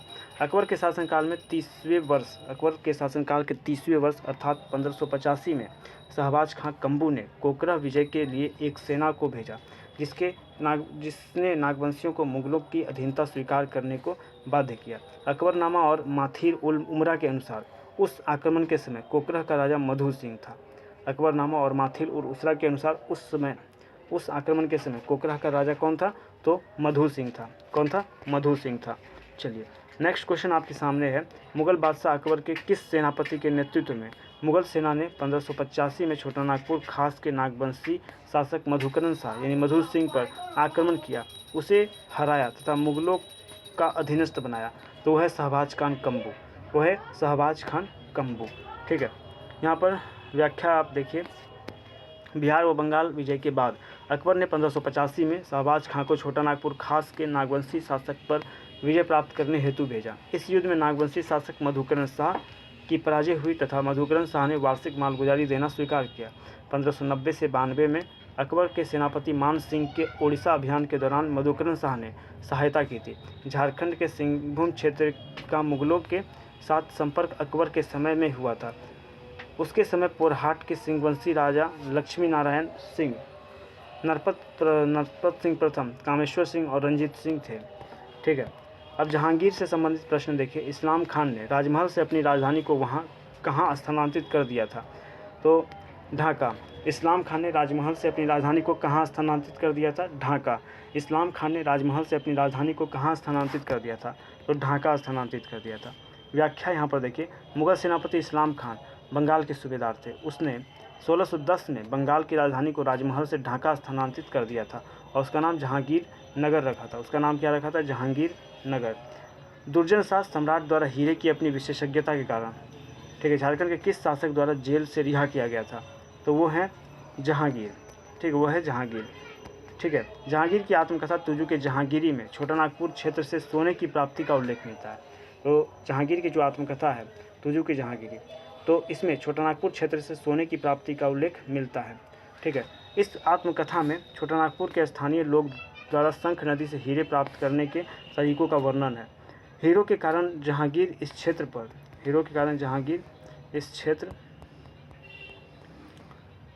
पर अधिकार करना चाहता था। ठीक है, जहांगीर के समय कोकरह का शासक दुर्जन साल था, जिसने मुगलों की अधीनता स्वीकार करने तथा मालगुजारी देने से मना कर दिया। फिर 1615 में जहांगीर ने इब्राहिम खां को बिहार का सूबेदार बनाया। 1615 में जो जहांगीर हुआ, इसने इब्राहिम खां को बिहार का सूबेदार नियुक्त किया और उसे कोकरह पर अधिकार करने का आदेश दिया। इब्राहिम खां ने कोकरह पर विजय प्राप्त कर हीरो के लिए प्रसिद्ध शंख नदी को अपने कब्जे में ले लिया तथा दुर्जन साल को गिरफ्तार कर 12 वर्ष तक ग्वालियर के किले में बंदी बनाकर रखा। कितने साल तक? 12 साल तक बंदी बनाकर रखा। 1627 में जहांगीर ने दरबार में एक हीरे की असलियत को लेकर विवाद हो गया। असली हीरो की पहचान करने हेतु दुर्जन साल को शाही दरबार में बुलाया गया। दुर्जन साल द्वारा असली हीरो की पहचान कर लेने के पश्चात जहांगीर ने खुश होकर उसे शाह की उपाधि प्रदान की। ठीक है, उसे मुक्त कर दिया, उसका राज्य वापस कर दिया। उसके बदले दुर्जन साल ने 1628 में मुगल शासक जहांगीर को 6000 रुपये कर देना स्वीकार किया। कितना रुपया? तो 1628 में जो दुर्जन साल हुए, उन्होंने जहांगीर को 6000 रुपया वार्षिक कर देना स्वीकार किया। ठीक है, नेक्स्ट क्वेश्चन है, निम्न में कौन से राजा जहांगीर के शासन में गिरफ्तार हुए? तो जहांगीर के शासन में गिरफ्तार हुए थे तो दुर्जन साल जहांगीर के शासन में गिरफ्तार हुए थे। अगला प्रश्न है, 1616 ईस्वी में कर नहीं देने के कारण किस महाराजा को जहांगीर ने ग्वालियर के किले में कैद कर दिया था? तो दुर्जन साल उनको कैद कर दिया था। अगला प्रश्न देख सकते हैं, नागवंशी शासक दुर्जन साल 1628 में मुगल सम्राट जहांगीर को वार्षिक कर देना स्वीकार किया था। वार्षिक कर कितना था? ऊपर व्याख्या में पढ़ चुके हैं, 6000 रुपया था। ठीक है, चलिए नेक्स्ट क्वेश्चन देखिए, जहांगीर नामा में छोटानागपुर राज्य के किस हाथी का उल्लेख किया गया है? तो श्यामचंद्र नामक हाथी का उल्लेख किया गया है। ठीक है, यहाँ व्याख्या देख सकते हैं, 1538 में चेरो राजा महारत चेरो के खिलाफ शेर शाह ने सेनापति खवास खां को भेजा था। खवास खां ने दरिया खां के सहयोग से महारत चेरो को पराजित कर और श्याम सुंदर नामक सफ़ेद हाथी, देखिए जो श्याम सुंदर था ये एक सफ़ेद हाथी को शेर शाह के समक्ष पेश किया। यद्यपि पलामू गजेटियर में इस हाथी का नाम रामचंद्र उल्लिखित है। अहमद यादगार के अनुसार शेर शाह भी श्याम सुंदर को प्राप्त करना चाहता था। श्याम सुंदर की विचित्र आदत, जैसे वह माथे पर कभी धूल नहीं डालता था तथा अपनी मस्ती के क्षणों में वह अपराजय माना जाता था। उसकी इस विशेषता से शेर खां अत्यंत प्रभावित था। ठीक है, अब हम लोग शाहजहां से संबंधित प्रश्न यहाँ पर करेंगे। मुगल काल में शुजा की राजधानी कौन सी थी? तो मुगल काल में शुजा की राजधानी राजमहल थी। मुगल काल में शुजा की राजधानी क्या थी? राजमहल थी। ठीक है, व्याख्या यहाँ पर देख सकते हैं, शाहजहां के समय 1639 में बंगाल का सूबेदार शुजा था। शाहजहां के समय 1639 में बंगाल का सूबेदार कौन था? तो सूबेदार शुजा था। कौन था? शुजा था, जिसकी राजधानी राजमहल थी। किंतु उत्तराधिकार की लड़ाई में शुजा अंततः पराजित हुआ तथा राजधानी ढाका ले जाई गई। राजमहल में केवल एक शाही टकसाल रह गया। नेक्स्ट क्वेश्चन देखिए, निम्नलिखित में से कौन सुल्तान शुजा की राजधानी थी? तो सुल्तान शुजा की राजधानी राजमहल थी। ओके, व्याख्या यहाँ पर देख सकते हैं, 1639 में मुगल सम्राट शाहजहां का पुत्र शाह शुजा द्वारा राजमहल को बंगाल की राजधानी बनाया गया। यह 1660 तक मुगल वायसराय की सीट पर और 1661 तक टकसाल शहर के रूप में जारी रहा। ठीक है, नेक्स्ट क्वेश्चन है, 17वीं शताब्दी के किस वर्ष में छोटानागपुर को 1,36,000 के वार्षिक भुगतान पर पटना में राज्यपाल को जागीर के रूप में दिया गया? तो 1632। ठीक है, 1632। देखिए, प्रताप राय के शासनकाल के प्रारंभ में ही मुगल चेरो संबंध तनावपूर्ण थे। राजा सिताब राय के अनुसार 1632 में बिहार के सूबेदार को पलामू क्षेत्र का जागीर के रूप में दिया गया। यहाँ का सालाना कर 1,36,000 रुपये निर्धारित किया गया था। चलिए अगला प्रश्न है, 1641 AD में मुगल कमांडर शाइस्ता खां ने पलामू पर आक्रमण किया, लेकिन चेरो राजा ने उसे विफल कर दिया। 1641 में मुगल कमांडर शाइस्ता खां जो था, उसने पलामू पर आक्रमण किया, लेकिन चेरो राजा ने उसको क्या कर दिया? विफल कर दिया। 1641 में जो मुगल कमांडर था, मुगल कमांडर शाइस्ता खां, 1641 में मुगल कमांडर कौन था? शाइस्ता खां। इसने पलामू पर आक्रमण किया, लेकिन चेरो राजा ने इसको क्या कर दिया? विफल कर दिया। व्याख्या यहाँ पर देख सकते हैं। 1641 में मुगल कमांडर या मुगल सूबेदार शाइस्ता खान ने पलामू पर आक्रमण किया, लेकिन चेरो राजा जो थे उन्होंने इसको फेल कर दिया। पुनः 26 जनवरी 1642 में मुगल सूबेदार शाइस्ता खान ने प्रताप राय पर आक्रमण किया और 80,000 रुपया लगान वसूला। और प्रताप राय से कितना लगान वसूला? 80,000 रुपया लगान वसूला। कितना लगान वसूला? तो 80,000 रुपया लगान वसूला। चलिए नेक्स्ट क्वेश्चन हम लोग देखते हैं। अगला क्वेश्चन आपके सामने है। बिहार के मुगल सूबेदार शाइस्ता खान ने पलामू के पराक्रमी शासक प्रताप राय के विरुद्ध पलामू जिले पर किस वर्ष आक्रमण किया था? ठीक है, अभी तुरंत हम पढ़ चुके हैं 1641-42 में। पहले 1641 में ये आक्रमण किया, 1641 में आक्रमण किया जो कि फेल हो गया, फिर जिसको कि चेरो राजाओं ने रोक दिया, फिर 1642 में आक्रमण किया जो कि सफल हुआ और 80,000 रुपये कर वसूला गया। ठीक है, तो इस पॉइंट को यहाँ पर ध्यान रखिए। यहाँ पर व्याख्या देख सकते हैं। व्याख्या में देखिए क्या है। देखिए, मुगल सम्राट शाहजहां द्वारा बिहार का सूबेदार नियुक्त किए जाने के पश्चात शाइस्ता खां 1641-42 में पलामू के चेरो राज्य पर आक्रमण किया। शाइस्ता खां के आक्रमण के समय पलामू का राजा प्रताप राय था। तो पूछेगा कि 1641-42 में पलामू के चेरो राज्य पर जब आक्रमण किया शाइस्ता खां ने, तो उस समय पलामू का राजा कौन था? प्रताप राय। जब 1641-42 में शाइस्ता खां ने चेरो राज्य पर आक्रमण किया तो उस समय वहाँ का राजा कौन था? तो उस समय राजा था प्रताप राय। प्रताप राय ने इस आक्रमण के बाद शाइस्ता खां से संधि करते हुए 80,000 रुपया देने व पटना में हाजिरी लगाना स्वीकार किया। 1642 में प्रताप राय 80,000 रुपये प्राप्त कर शाइस्ता खां पटना लौट गया। बाद में प्रताप राय ने मुगल शासक को वार्षिक मालगुजारी देना बंद कर दिया। फिर 1643 में शाहजहां ने इतिकाद खां को बिहार का सूबेदार नियुक्त किया तथा पलामू के शासक के विरुद्ध कार्रवाई करने का आदेश दिया। जो शाहजहां है, इसने जब प्रताप राय कर नहीं देने लगा तो शाहजहां क्या करता है? 1643 में इतिकाद खां को बिहार का सूबेदार नियुक्त करता है और पलामू के शासक के विरुद्ध कार्रवाई करने का आदेश देता है। अब औरंगजेब से हम लोग देखते हैं। औरंगजेब के शासनकाल के दौरान दलील सिंह ने मगर खान को हराया था, जो कि कहाँ का? चास का शासक था। औरंगजेब के शासनकाल में जो दलील सिंह ने मगर खान को हराया था।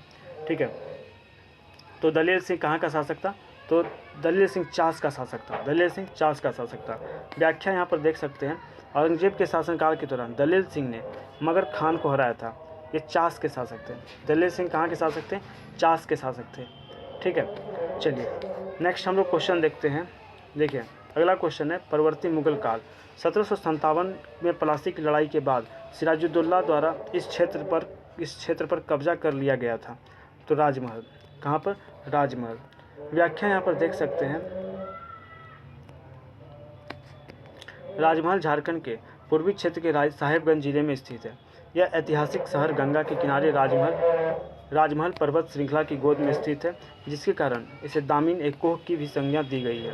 ठीक है, गंगा नदी के किनारे होने के कारण जहां यह व्यापारिक और सामरिक दृष्टि से मुफीद था, वहीं 660 से 980 फीट की औसत ऊंचाई वाली उत्तर से दक्षिण की ओर 2600 स्क्वायर किलोमीटर के दायरे में फैली राजमहल पर्वतमाला अपनी दुर्भेद्यता के कारण इसे विशेष सुरक्षा प्रदान करती थी।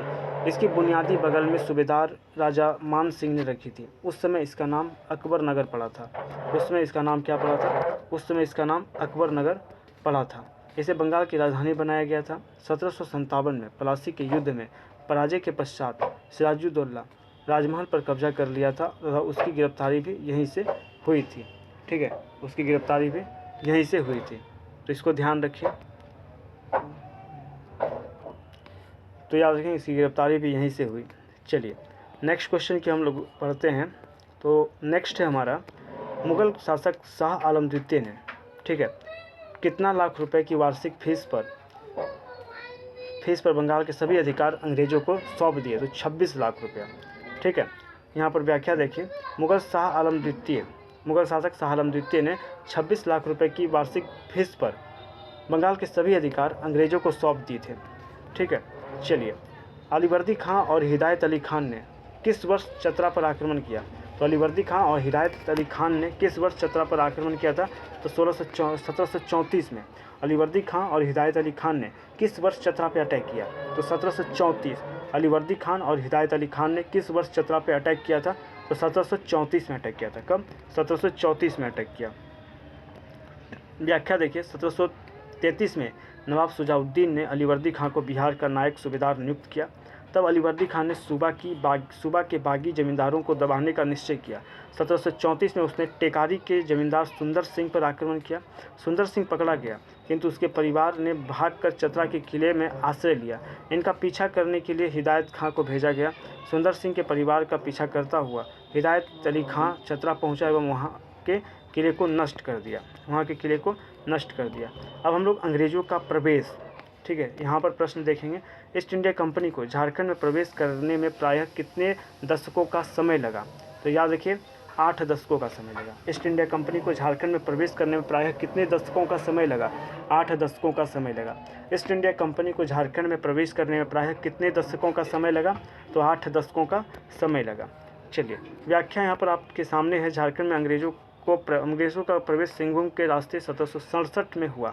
अंग्रेज़ों ने झारखंड में पहली बार प्रवेश के समय झारखंड के ढालभूम के क्षेत्र में, ढालभूम पोरहाट क्षेत्र में सिंह शासक तथा कोल्हान क्षेत्र में हो शासकों का शासन था। ईस्ट इंडिया कंपनी को झारखंड में प्रवेश करने में प्रायः 8 दशक का समय लगा। तो अंग्रेज़ों को झारखंड में प्रवेश करने में प्रायः कितने दशक का समय लगा? 8 दशक का समय लगा। कितने दशक का समय लगा? 8 दशक। चलिए, झारखंड कब ईस्ट इंडिया कंपनी के नियंत्रण में आया? तो झारखंड कब ईस्ट इंडिया कंपनी के नियंत्रण में आया? 1765 के बाद। 1765 के बाद। व्याख्या देखिए, झारखंड में अंग्रेज़ों का प्रवेश सिंहभूम जिले की ओर से हुआ था। 1765 में बिहार, बंगाल और उड़ीसा की दीवानी जब ईस्ट इंडिया कंपनी को प्राप्त हुई तब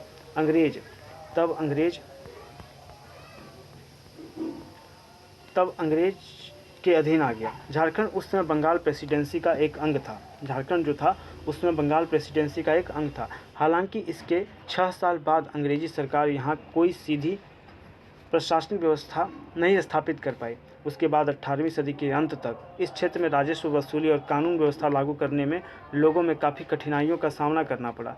दीवानी मिलने के बाद 2 वर्ष बाद 1767 में अंग्रेज़ों के सिंहभूम में प्रवेश के तुरंत बाद ढालभूम के अपदस्थ राजा जगन्नाथ ढाल के नेतृत्व में विद्रोह शुरू हुआ, जिसे ढाल विद्रोह के नाम से जाना जाता है। अंग्रेज़ों के आगमन के साथ झारखंड के विभिन्न क्षेत्रों में सत्ता और शासन के साथ शोषण के एक नए अध्याय की शुरुआत हो गई। 1793 में अंग्रेज़ों के परमानेंट सेटलमेंट, अस्थायी बंदोबस्त कानून के बाद शोषण एवं दमन का चक्र तेज़ी से चलने लगा और उसके खिलाफ आदिवासी संघर्ष की शुरुआत हुई। अंग्रेज़ों का झारखंड में प्रवेश 1767 में सिंहभूम के रास्ते हुआ। यहाँ उन्हें अपनी सत्ता पूर्णतः स्थापित करने में लगभग 8 दशकों का समय लगा। कितने? 8 दशकों का समय लगा था। चलिए, नेक्स्ट हम लोग देखते हैं। अगला प्रश्न हमारे सामने, जुलाई 1771 में डैश को पलामू का शासक घोषित किया गया? तो गोपाल राय को। तो 1771 में, ठीक है, पलामू का शासक किसे घोषित किया गया था? गोपाल राय को। 1771 में पलामू का शासक किसे घोषित किया गया? तो याद रखिए, गोपाल राय को घोषित किया गया। किसे घोषित किया गया? गोपाल राय को घोषित किया गया। व्याख्या में देखिए, 30 मार्च 1771 को पटना काउंसिल ने एक निश्चित मालगुजारी के शर्त पर गोपाल राय को राजा बनाने का निर्णय लिया। 9 अप्रैल 1771 को पलामू को गोपाल राय की देखरेख में रख दिया गया और वहाँ फौजदार भवानी सिंह को पटना वापस बुला लिया गया। और वहाँ पे जो पलामू में फौजदार था भवानी सिंह, उसको पटना वापस बुला लिया गया। जून 1771 में ठकुराई जयनाथ सिंह पलामू लौट आया, किंतु अंग्रेजों द्वारा पराजित होकर सरगुजा भाग गया। 1 जुलाई 1771 को गोपाल राय को पलामू का राजा घोषित किया गया। 3 वर्षों के लिए पलामू की सालाना मालगुजारी 12,000 रुपये। 3 वर्षों के लिए पलामू की सालाना मालगुजारी कितनी थी?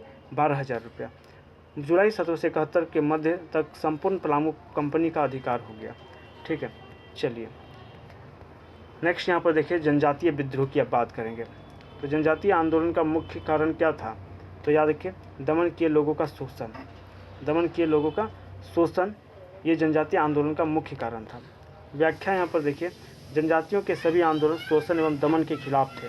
जनजातियों के आंदोलन के मूल में विभिन्न समस्याएं रहीं जो सामाजिक संरचना से सरोकार रखती है। अधिकतर आंदोलन का उद्देश्य अंग्रेजों द्वारा जनजातीय लोगों के अधिकारों के हनन का विरोध करना था। जनजातीय आंदोलन ब्रिटिश हुकूमत की उन ज्यादतियों के खिलाफ खड़े हुए थे। एक सेकंड, नेक्स्ट क्वेश्चन देखिए। नेक्स्ट है, झारखंड के महत्वपूर्ण आदिवासी आंदोलन और उसके साथ जुड़े प्रमुख हस्तियां नीचे दिए गए हैं। गलत मिलान का पता लगाने के लिए करा है। तो गलत मिलान है विष्णु मानकी के नेतृत्व में संथाल। विद्रोह। तो आपको पता होगा कि संथाल विद्रोह किसके नेतृत्व में हुआ था? तो संथाल विद्रोह हुआ था सिद्धू कान्हू, चांद भैरव, इनके नेतृत्व में हुआ था, ना कि विष्णु मानकी के नेतृत्व में। तो यहाँ पर व्याख्या देखिए, यहाँ पर एक सेकेंड, यहाँ पर आप व्याख्या देख सकते हैं। ये जो आपका ये बॉक्स बना हुआ है काफ़ी इम्पॉर्टेंट है ये बॉक्स आपके लिए। पहला यहाँ पर देखिए आंदोलन है। सबसे पहले देखिए विष्णु मानकी के नेतृत्व में 1789 में तमाड़ विद्रोह हुआ था। ठीक है, तो 1789 में जो तमाड़ विद्रोह हुआ ये विष्णु मानकी के नेतृत्व में हुआ था। 1789 का जो तमाड़ विद्रोह है ये विष्णु मानकी के नेतृत्व में हुआ था, ना कि संथाल विद्रोह। 1789 का तमाड़ विद्रोह किसके नेतृत्व में हुआ? विष्णु मानकी। 1789 का तमाड़ विद्रोह किसके नेतृत्व में हुआ था? तो याद रखिए विष्णु मानकी। देखिए जो तमाड़ विद्रोह है ना, तमाड़ विद्रोह सबसे लंबा, सबसे बड़ा खूनी विद्रोह हुआ। इसके बारे में कुछ पॉइंट्स मैं आपको बता देता हूँ कि जो तमाड़ विद्रोह हुआ ये 6 चरणों में हुआ था। जो सबसे लंबा, सबसे बड़ा और सबसे खूनी विद्रोह इसको कहा जाता है। ठीक है, इसका जो पहला चरण चला था, पहला चरण याद रखिएगा, जो तमाड़ विद्रोह हुआ तो तमाड़, एक सेकेंड,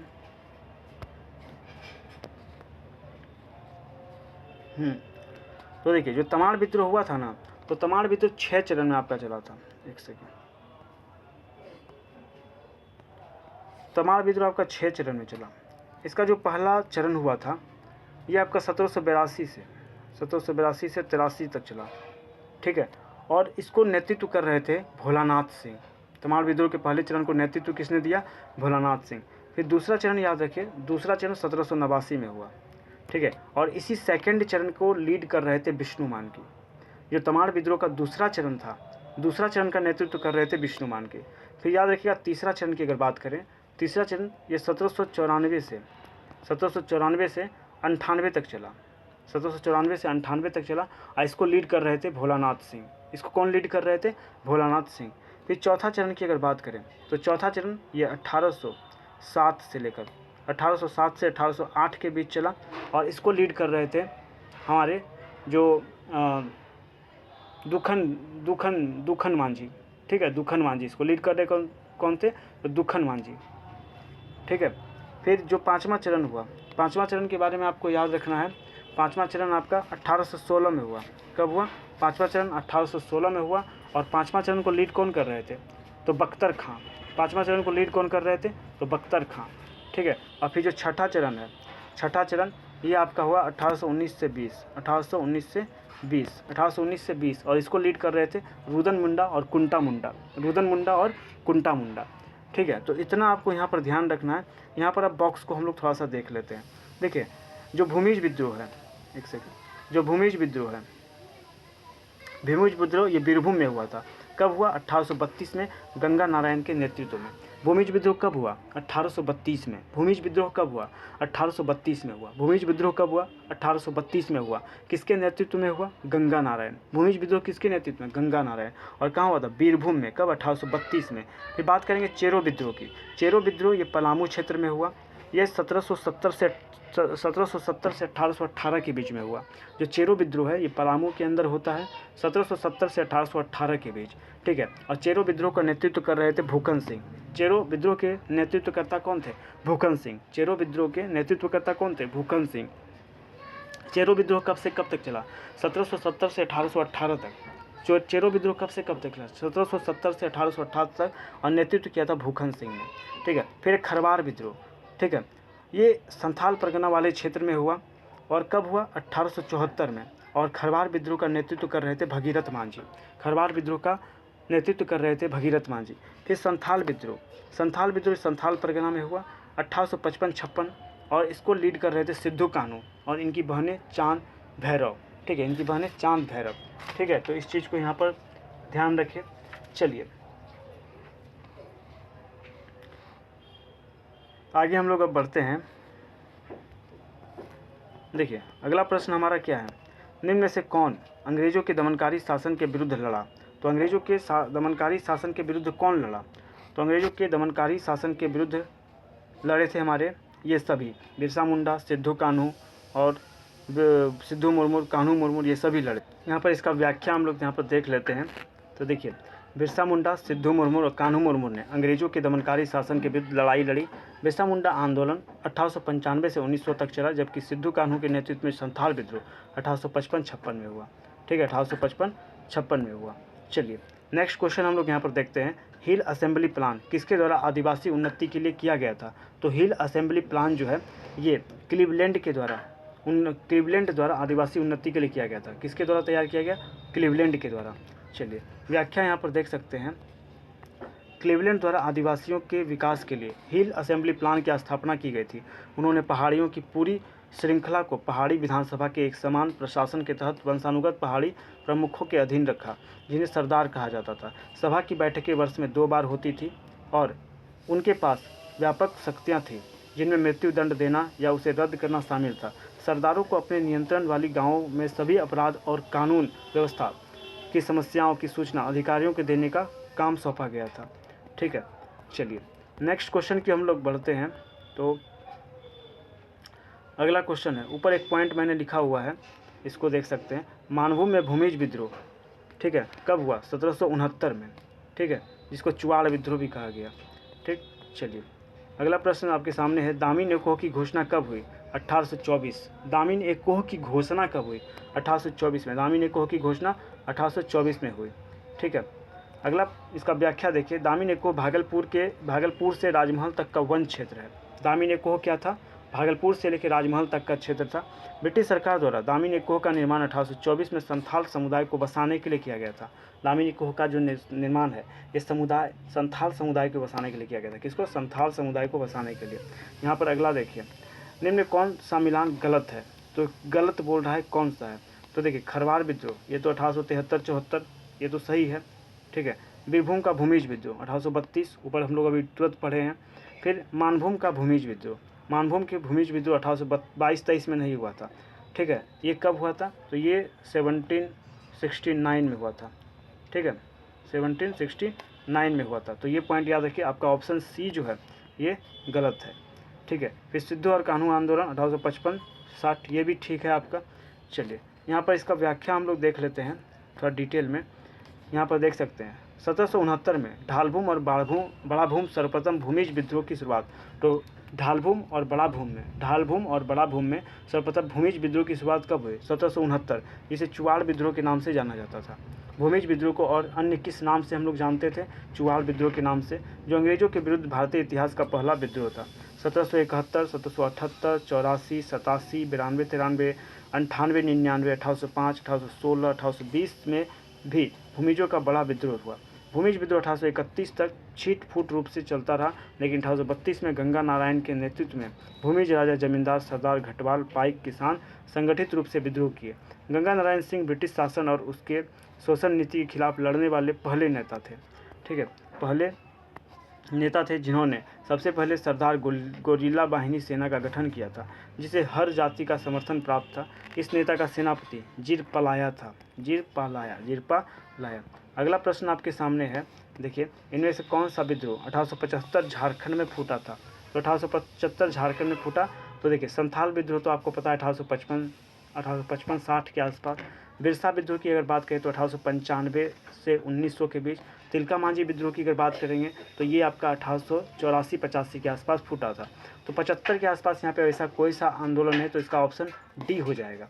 ठीक है, यहाँ पर व्याख्या देख सकते हैं, संथाल विद्रोह 1855 से 56 या 1855-60 भी कहीं कहीं लिखा रहता है। बिरसा विद्रोह 1895 से 1900। तिलका मांझी विद्रोह 1784-85। चलिए नेक्स्ट क्वेश्चन आपके सामने है, छोटा नागपुर की आदिवासी क्रांति कब हुई थी? तो छोटा नागपुर की आदिवासी क्रांति ये आपका 1858-59 में हुआ था। 1858-59 में हुआ था। ठीक है, यहाँ पर ध्यान रखें, छोटा नागपुर की आदिवासी क्रांति कब हुई थी? तो ये 1858-59 में। छोटा नागपुर की आदिवासी क्रांति कब हुई थी? तो 1858-59 में छोटा नागपुर की आदिवासी क्रांति हुई थी। छोटा नागपुर की आदिवासी क्रांति 1858-59 में हुई थी। छोटा नागपुर की आदिवासी क्रांति कब हुई? 1858-59 में। अब हम लोग बढ़ते हैं ढाल विद्रोह की ओर। तो ढाल विद्रोह कब शुरू हुआ? शुरू पूछ रहा है, तो 1767 में शुरू हुआ और ये आपका 1777 तक जो है चला। ठीक है, तो इस चीज़ को आप यहाँ पर ध्यान रखें। चलिए नेक्स्ट क्वेश्चन की ओर बढ़ते हैं। यहाँ पर एक पॉइंट मैंने ऐड किया है ऊपर में, इसको देख सकते हैं। रानी सर्वेश्वरी को किस जेल में रखा गया था? भागलपुर जेल में रखा गया था। ठीक है, चलिए झारखंड में अंग्रेजों का प्रवेश सर्वप्रथम सिंहभूम की ओर से हुआ। अंग्रेजों के विरुद्ध विद्रोह का प्रथम बिगुल इसी क्षेत्र में बजा। 1767 में ढालभूम के अपदस्थ राजा जगन्नाथ ढाल ठीक है के नेतृत्व में एक व्यापक विद्रोह हुआ, जिसे ढाल विद्रोह के नाम से जाना जाता है। यह विद्रोह 10 वर्षों 1767 से 77 तक चला। 1777 में अंग्रेजी कंपनी द्वारा जगन्नाथ ढाल को पुनः ढालभूम का राजा स्वीकार करने के पश्चात यह विद्रोह शांत हुआ। राजा बनने के पश्चात जगन्नाथ ढाल ने अंग्रेजी कंपनी को 3 वर्षों के क्रमशः 20,000, 3,000 और 4,000 2,000 3,000 तथा 4,000 रुपये वार्षिक कर के रूप में देना स्वीकार किया। ठीक है, कर के रूप में देना स्वीकार किया। 1800 में इस राशि को बढ़ाकर 4,267 रुपये कर दिया गया। ठीक, चलिए चुवार विद्रोह की अगर हम बात करें तो झारखंड का पहला चुवार विद्रोह कब हुआ था? तो 1769 में हुआ था। झारखंड का पहला चुवार विद्रोह कब हुआ? इसको भूमिज विद्रोह भी कहते हैं, चुवार विद्रोह को भूमिज विद्रोह भी कहते हैं। तो 1769 में हुआ। यहाँ पर ही इसका व्याख्या देखिए। चुवार विद्रोह अकाल, लगान में वृद्धि, जमीन की नीलामी तथा अन्य आर्थिक मुद्दों को लेकर किया गया। चुवार विद्रोह के प्रमुख नेता थे रघुनाथ महतो, श्यामगंजम, सुबल सिंह, जगन्नाथ पातर, मंगल सिंह, दुर्जन सिंह, लाल सिंह, मोहन सिंह आदि थे। तो चुवाड़ विद्रोह के नेता कौन कौन थे? तो चुवाड़ विद्रोह के नेता थे रघुनाथ सिंह, श्यामगंजम, सुबल सिंह, जगन्नाथ पातर, मंगल सिंह, दुर्जन सिंह, लाल सिंह, मोहन सिंह, ये सब थे। यह विद्रोह रघुनाथ महतो के नेतृत्व में 1769 में हुआ। जो चुवाड़ विद्रोह है ये किसके नेतृत्व में? तो रघुनाथ महतो के नेतृत्व में। किसके नेतृत्व में भाई? तो रघुनाथ महतो के नेतृत्व में। किसके नेतृत्व में? रघुनाथ महतो के नेतृत्व में 1769 में हुआ। कब हुआ? 1769 में हुआ, जिसमें रघुनाथ महतो द्वारा अपना गांव अपना राज, दूर भगाओ विदेशी राज का नारा दिया गया था। तो याद रखिए, यहाँ पर अगर आपसे पूछता है कि बताइए अपना गांव अपना राज, दूर भगाओ विदेशी राज का नारा किसने दिया था? रघुनाथ महतो ने दिया था चुवाड़ विद्रोह के दौरान। ठीक है, अपना गांव अपना राज, दूर भगाओ विदेशी राज का नारा कब और किसने दिया? तो 1769 में रघुनाथ महतो ने। अपना गांव अपना राज, दूर भगाओ विदेशी राज का नारा रघुनाथ महतो ने 1769 में दिया। पहाड़िया विद्रोह की अगर बात करेंगे हम लोग यहाँ पर, पहाड़िया विद्रोह में किस रानी ने सहयोग दिया था? तो रानी महेशपुर की रानी ने। कहाँ की रानी ने? महेशपुर की रानी ने सहयोग दिया था। व्याख्या देखिए, पहाड़िया जनजाति राजपूत, मुस्लिम, मुगल एवं ब्रिटिश काल में विदेशी ताकतों से संघर्षरत रही। अंग्रेजों के खिलाफ इन्होंने कई विद्रोह किए, जिन्हें जनजातियों के संघर्ष के इतिहास में विदेशी शासन के विरुद्ध प्रथम व्यापक विद्रोह माना गया। पहाड़िया विद्रोह में महेशपुर की रानी सर्वेश्वरी की महत्वपूर्ण भूमिका रही। जो रानी सर्वेश्वरी थी ये महेशपुर की रानी थी और इन्होंने पहाड़िया विद्रोह में काफ़ी महत्वपूर्ण योगदान दिया अपना। ठीक है, नेक्स्ट क्वेश्चन देखिए।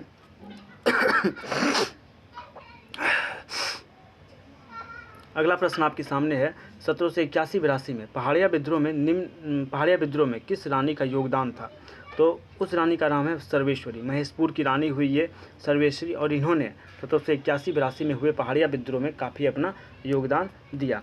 यहाँ पे व्याख्या देख सकते हैं। 1781-82 में पहाड़िया विद्रोह महेशपुर की रानी सर्वेश्वरी के नेतृत्व में हुआ। तब वह संपूर्ण पहाड़ी क्षेत्र को दामिन एकोह के रूप में बदल दिया गया। ठीक है, पहाड़िया क्षेत्र को जब संपूर्ण पहाड़िया क्षेत्र को दामिन एकोह में बदल दिया गया। दामिन एकोह मतलब सरकारी संपत्ति के रूप में बदल दिया गया। ओके,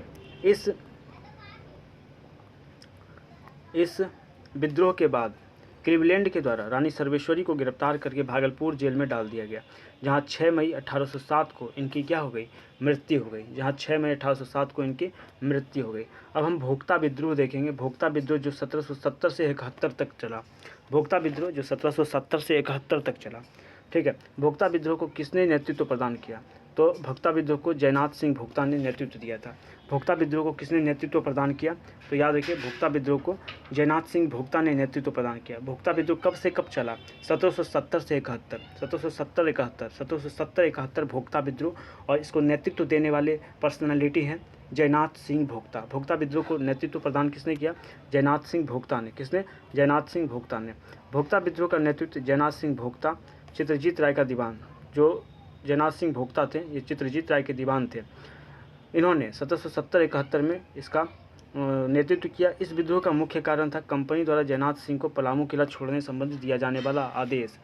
तो अगर आपसे मैं पूछूं कि बताइए कि भोक्ता विद्रोह का मुख्य कारण क्या था।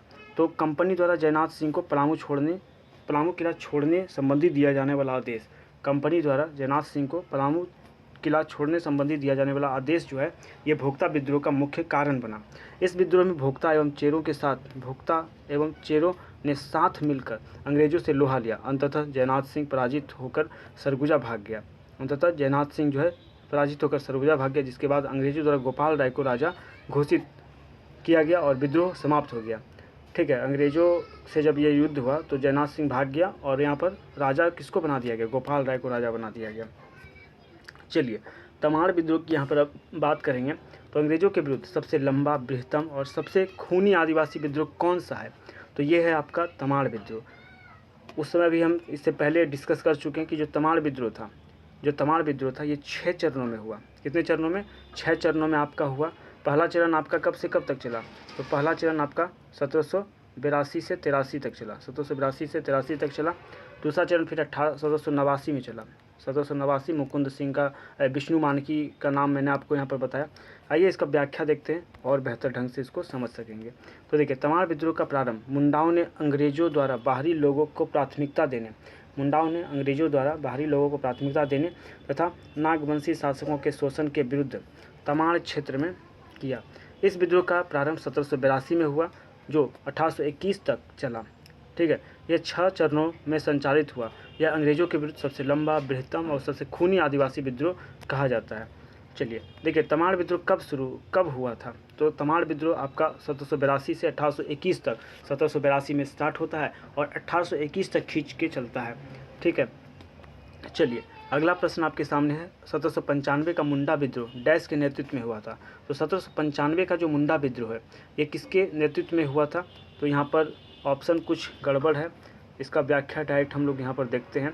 यहाँ पर देखिए, एक बॉक्स के थ्रू जो है जितने भी आंदोलन हैं उसको यहाँ पर बताया गया है।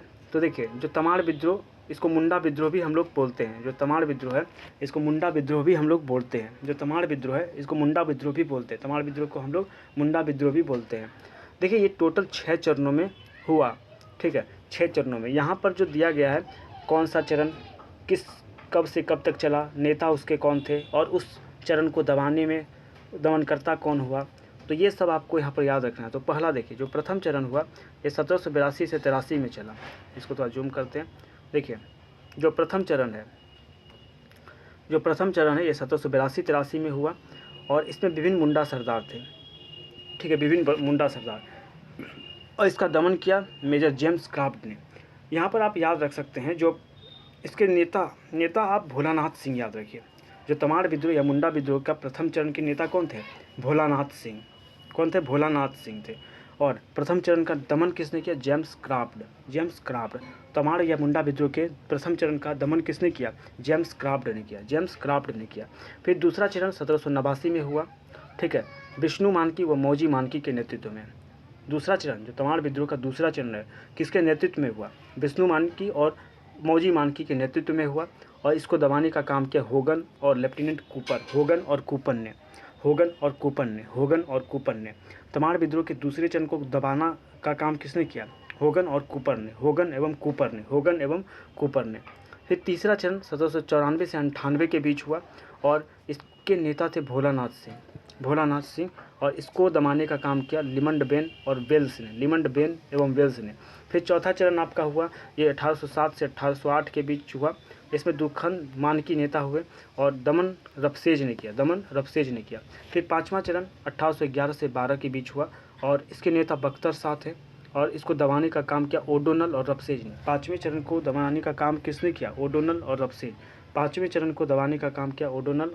रफसेज ने किया। ठीक है, फिर छठा चरण की बात करेंगे तो छठा चरण 1819 से 21 जो अंतिम चरण हुआ, इसमें नेता रुदन मुंडा, कुंटा मुंडा और अन्य थे और इसको दबाने का काम रफसेज और काल्विन ने किया। अंतिम चरण को दबाने का काम रफसेज और काल्विन ने किया था। चलिए अगला प्रश्न, निम्नलिखित में से किस वर्ष तमाड़ विद्रोह हुआ? तो तमाड़ विद्रोह कब हुआ? तो 1795। ठीक है, 1795। और ये जो था कौन सा चरण था बता सकते हैं? तो ऊपर अभी हम देखें तुरंत, ये तीसरा चरण था। 1795 से 98 के बीच चला, ये तीसरा चरण था। ठीक है, चलिए नेक्स्ट क्वेश्चन यहाँ पर है, निम्नलिखित में से किसके दौरान तमाड़ विद्रोह शुरू हुआ था? तो 18वीं शताब्दी के अंत में। तमाड़ विद्रोह जो है ये कब शुरू हुआ था? 18वीं शताब्दी के अंत में शुरू हुआ। यहाँ पर इसका व्याख्या देख सकते हैं। तमाड़ विद्रोह का जो प्रारंभ है 18वीं शताब्दी के अंत में मुंडाओं ने अंग्रेजों द्वारा बाहरी लोगों को प्राथमिकता देने और नागवंशी शासकों के शोषण के विरुद्ध तमाड़ क्षेत्र में किया। इस विद्रोह का जो प्रारंभ है 1782 में हुआ, जो 1821 तक चला। जो कब तक चला? 1821 तक चला। चलिए आगे हम लोग बढ़ते हैं तिलका विद्रोह।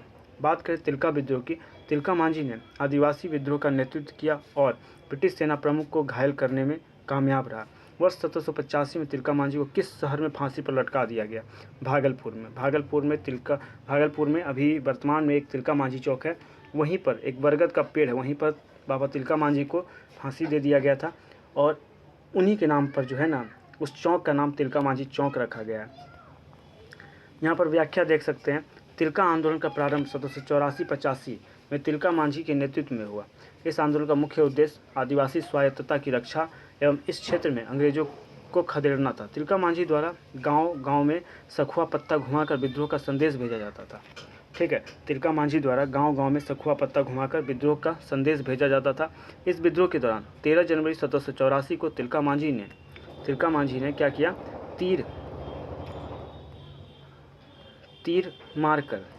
तीर मारकर अंग्रेज अधिकारी ऑगस्टस क्लीवलैंड की हत्या कर दी। फिर 1785 में तिलका मांझी को धोखे से गिरफ्तार कर लिया गया और भागलपुर में बरगद पेड़ पर लटकाकर उनको फांसी दे दी गई। ठीक है, चलिए अगला प्रश्न है 1780 किसके नेतृत्व में 1780 से 85 के दौरान संचालित जनजातीय विद्रोह ने भागलपुर में ब्रिटिश सेना प्रमुख चोटिल करने और उसे फांसी देने में सफलता प्राप्त की? तो ये तिलका मांझी के बारे में बात हो रही है। तिलका मांझी के नेतृत्व में तिलका मांझी ने अंग्रेजों के विरुद्ध कब विद्रोह किया था? तो तिलका मांझी ने अंग्रेजों के विरुद्ध कब विद्रोह किया था? तो याद रखिए 18वीं शताब्दी के उत्तरार्ध में। ठीक है, यहाँ पर व्याख्या देखिए 18वीं शताब्दी के उत्तरार्ध यानी अंत में तिलका मांझी द्वारा ब्रिटिश सरकार के विरुद्ध 1784 में तिलका विद्रोह की शुरुआत की। ठीक है, फिर देखिए तिलका मांझी का विद्रोह डैश शताब्दी के अंत में हुआ था। तो याद रखिए 18वीं शताब्दी के अंत में तिलका मांझी का जो विद्रोह है ये 18वीं शताब्दी के अंत में हुआ था। चलिए नेक्स्ट प्रश्न हमारे सामने है, झारखंड के उस स्वतंत्रता सेनानी का नाम लिखिए जिसने 1784 में ब्रिटिश सरकार के विरुद्ध आदिवासी विद्रोह का नेतृत्व किया। वो है तिलका मांझी। ठीक है, वो है तिलका मांझी। व्याख्या यहाँ पर देखिए, ब्रिटिश सरकार के विरुद्ध 1784 के आदिवासी विद्रोह का नेतृत्व तिलका मांझी ने किया। इस विद्रोह को तिलका आंदोलन के रूप में जाना जाता है। इस आंदोलन का प्रमुख केंद्र वनचरी जोर था, जो वर्तमान समय में भागलपुर के नाम से जाना जाता है। ठीक है, अगला प्रश्न आपके सामने है, तिलका मांझी को अंग्रेजों द्वारा डैश में पकड़ा गया था? कब पकड़ा गया था भाई? 1785 में। कब? 1785 में। तिलका मांझी को 1785 में अंग्रेजों द्वारा गिरफ्तार कर लिया गया। तिलका मांझी को पकड़वाने वाला पहाड़िया सरदार जौराहा था। जौराहा। ठीक है, बोलते हैं ना कि अपने ही देश का आदमी जब गद्दारी पर उतर जाए तो बाहर का लोग क्या करेगा। तो अपने ही देश का आदमी ही गद्दारी कर दिया। ठीक है, तो याद रखिए तिलका मांझी को 1785 में अंग्रेजों द्वारा गिरफ्तार कर लिया गया। तिलका मांझी को पकड़वाने वाला पहाड़िया सरदार कौन था? तो जौराहा था। तिलका मांझी को 1785 में भागलपुर में बरगद के पेड़ पर लटकाकर फांसी दे दी गई और इस स्थान को उनकी याद में बाबा तिलका मांझी चौक के नाम से जाना जाता है। ठीक है, चलिए अगला हम लोग बढ़ते हैं। अगला प्रश्न आपके सामने है, ब्रिटिश सरदार तिलका मांझी को फांसी 1785 रिपीटेड है आपका। ठीक है, रिपीटेड है ये भी आपका प्रश्न, ये भी आपका रिपीटेड प्रश्न है। देखिए ये वाला प्रश्न देखिए, प्रश्न क्या पूछा है कि 1789 में अंग्रेजों के खिलाफ हथियार उठाने वाला पहला संथाल नेता कौन था? तो यहाँ पर ऑप्शन जो है थोड़ा सा नहीं मैच खा रहा है, इसका हम लोग व्याख्या देखते हैं क्या है व्याख्या। अंग्रेजों के विरुद्ध प्रथम संथाल विद्रोह का नेतृत्व तिलका मांझी ने किया। इसे तिलका आंदोलन के नाम से जाना जाता है। तिलका आंदोलन के प्रणेता तिलका मांझी का जन्म 11 फरवरी 1750 को सुल्तानगंज के तिलकपुर गांव में हुआ था। इन्होंने 1783 से 85 के मध्य अंग्रेजों के विरुद्ध तिलका आंदोलन का नेतृत्व किया। ठीक है, तिलका आंदोलन का नेतृत्व किया। चलिए अगला प्रश्न हम लोग यहाँ पर देखते हैं, बोल रहा है बयान पर विचार करें और यहाँ पर सही क्या है वो पूछा जा रहा है। प्रथम यहाँ बोल रहा है अंग्रेजों के विद्रोह के लिए तिलका मांझी प्रथम संथाल विद्रोह में शामिल थे। तो ये बिल्कुल सही है, ये जो प्रथम कहा गया है ये बिल्कुल सही है।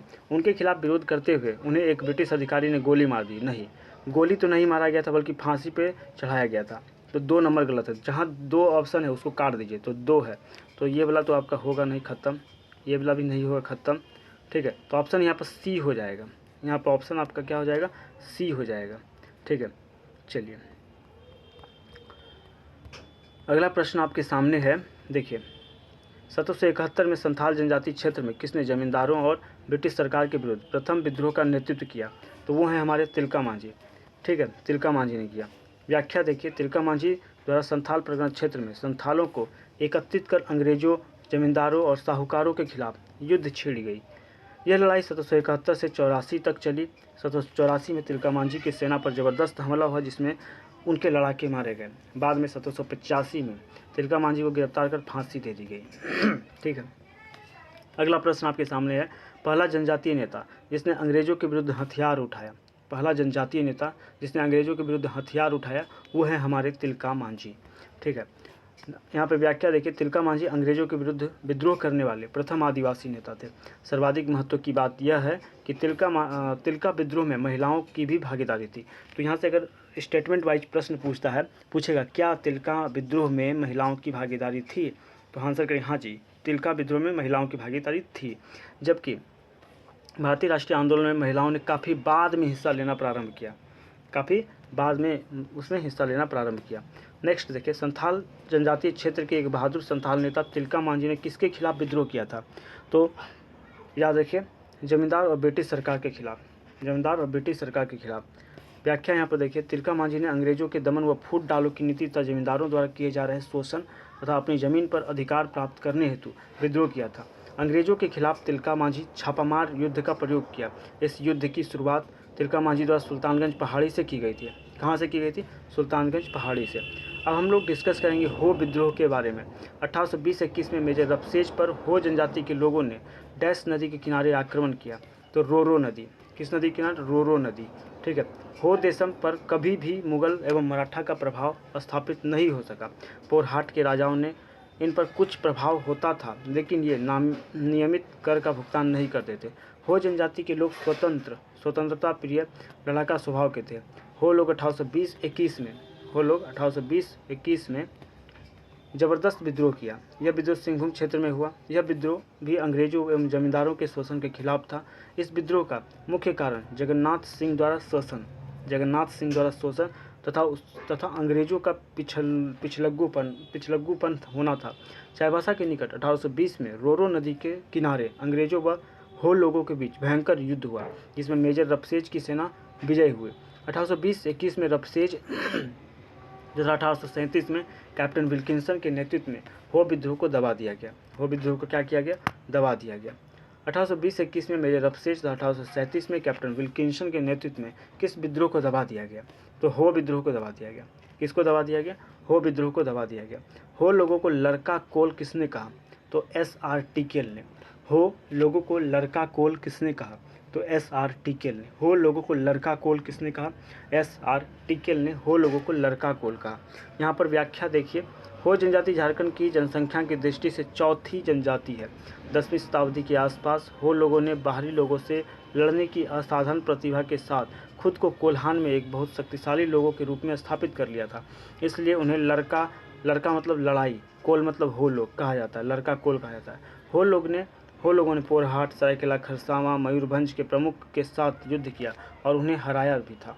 SR टिकेल ने हो लोगों को लड़का कोल की उपाधि दी थी, ठीक है। तो हो लोगों को लड़का कोल की उपाधि किसने दी थी? SR टिकेल ने दी थी। किसने दी थी? SR टिकेल ने।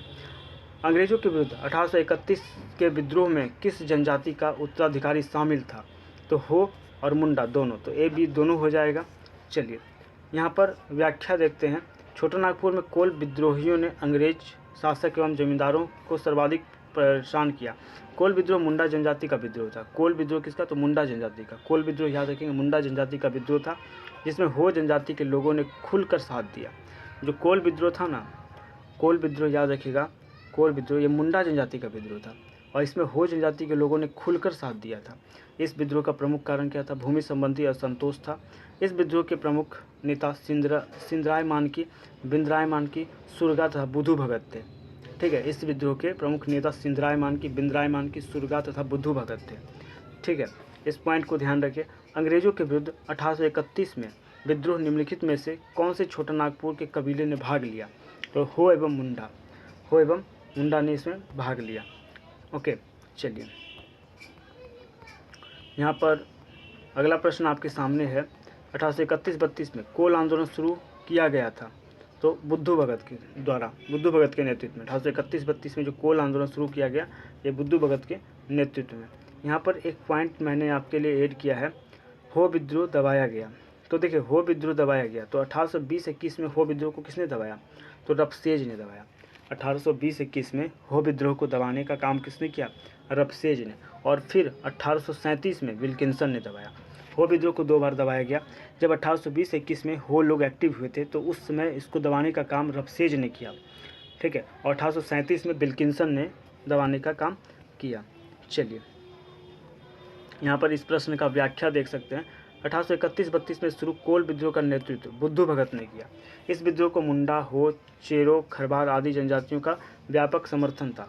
1831 में प्रारंभ हुई यह विद्रोह तेजी से छोटानागपुर, खास, पलामू, सिंहभूम एवं मानभूम क्षेत्र में फैल गया। अंग्रेजों ने बुद्धू भगत को पकड़ने के लिए 1000 रुपये का इनाम की घोषणा की। फिर 13 फरवरी 1832 को कैप्टन इम्पे के खिलाफ लड़ते हुए बुद्धू भगत ने अपने भाई, पुत्र व 150 साथियों के साथ मारे गए। बुद्धू भगत को कैप्टन इम्पे ने मारा था। बुद्धू भगत को किसने मार दिया? तो कैप्टन इम्पे ने मार दिया। चलिए, इन व्यक्तियों में से किन्होंने लड़का विद्रोह का नेतृत्व किया था? तो लड़का विद्रोह का नेतृत्व किसने किया था? बुद्धू भगत ने। लड़का विद्रोह, लड़का मतलब कोल, लड़का विद्रोह मतलब कोल विद्रोह।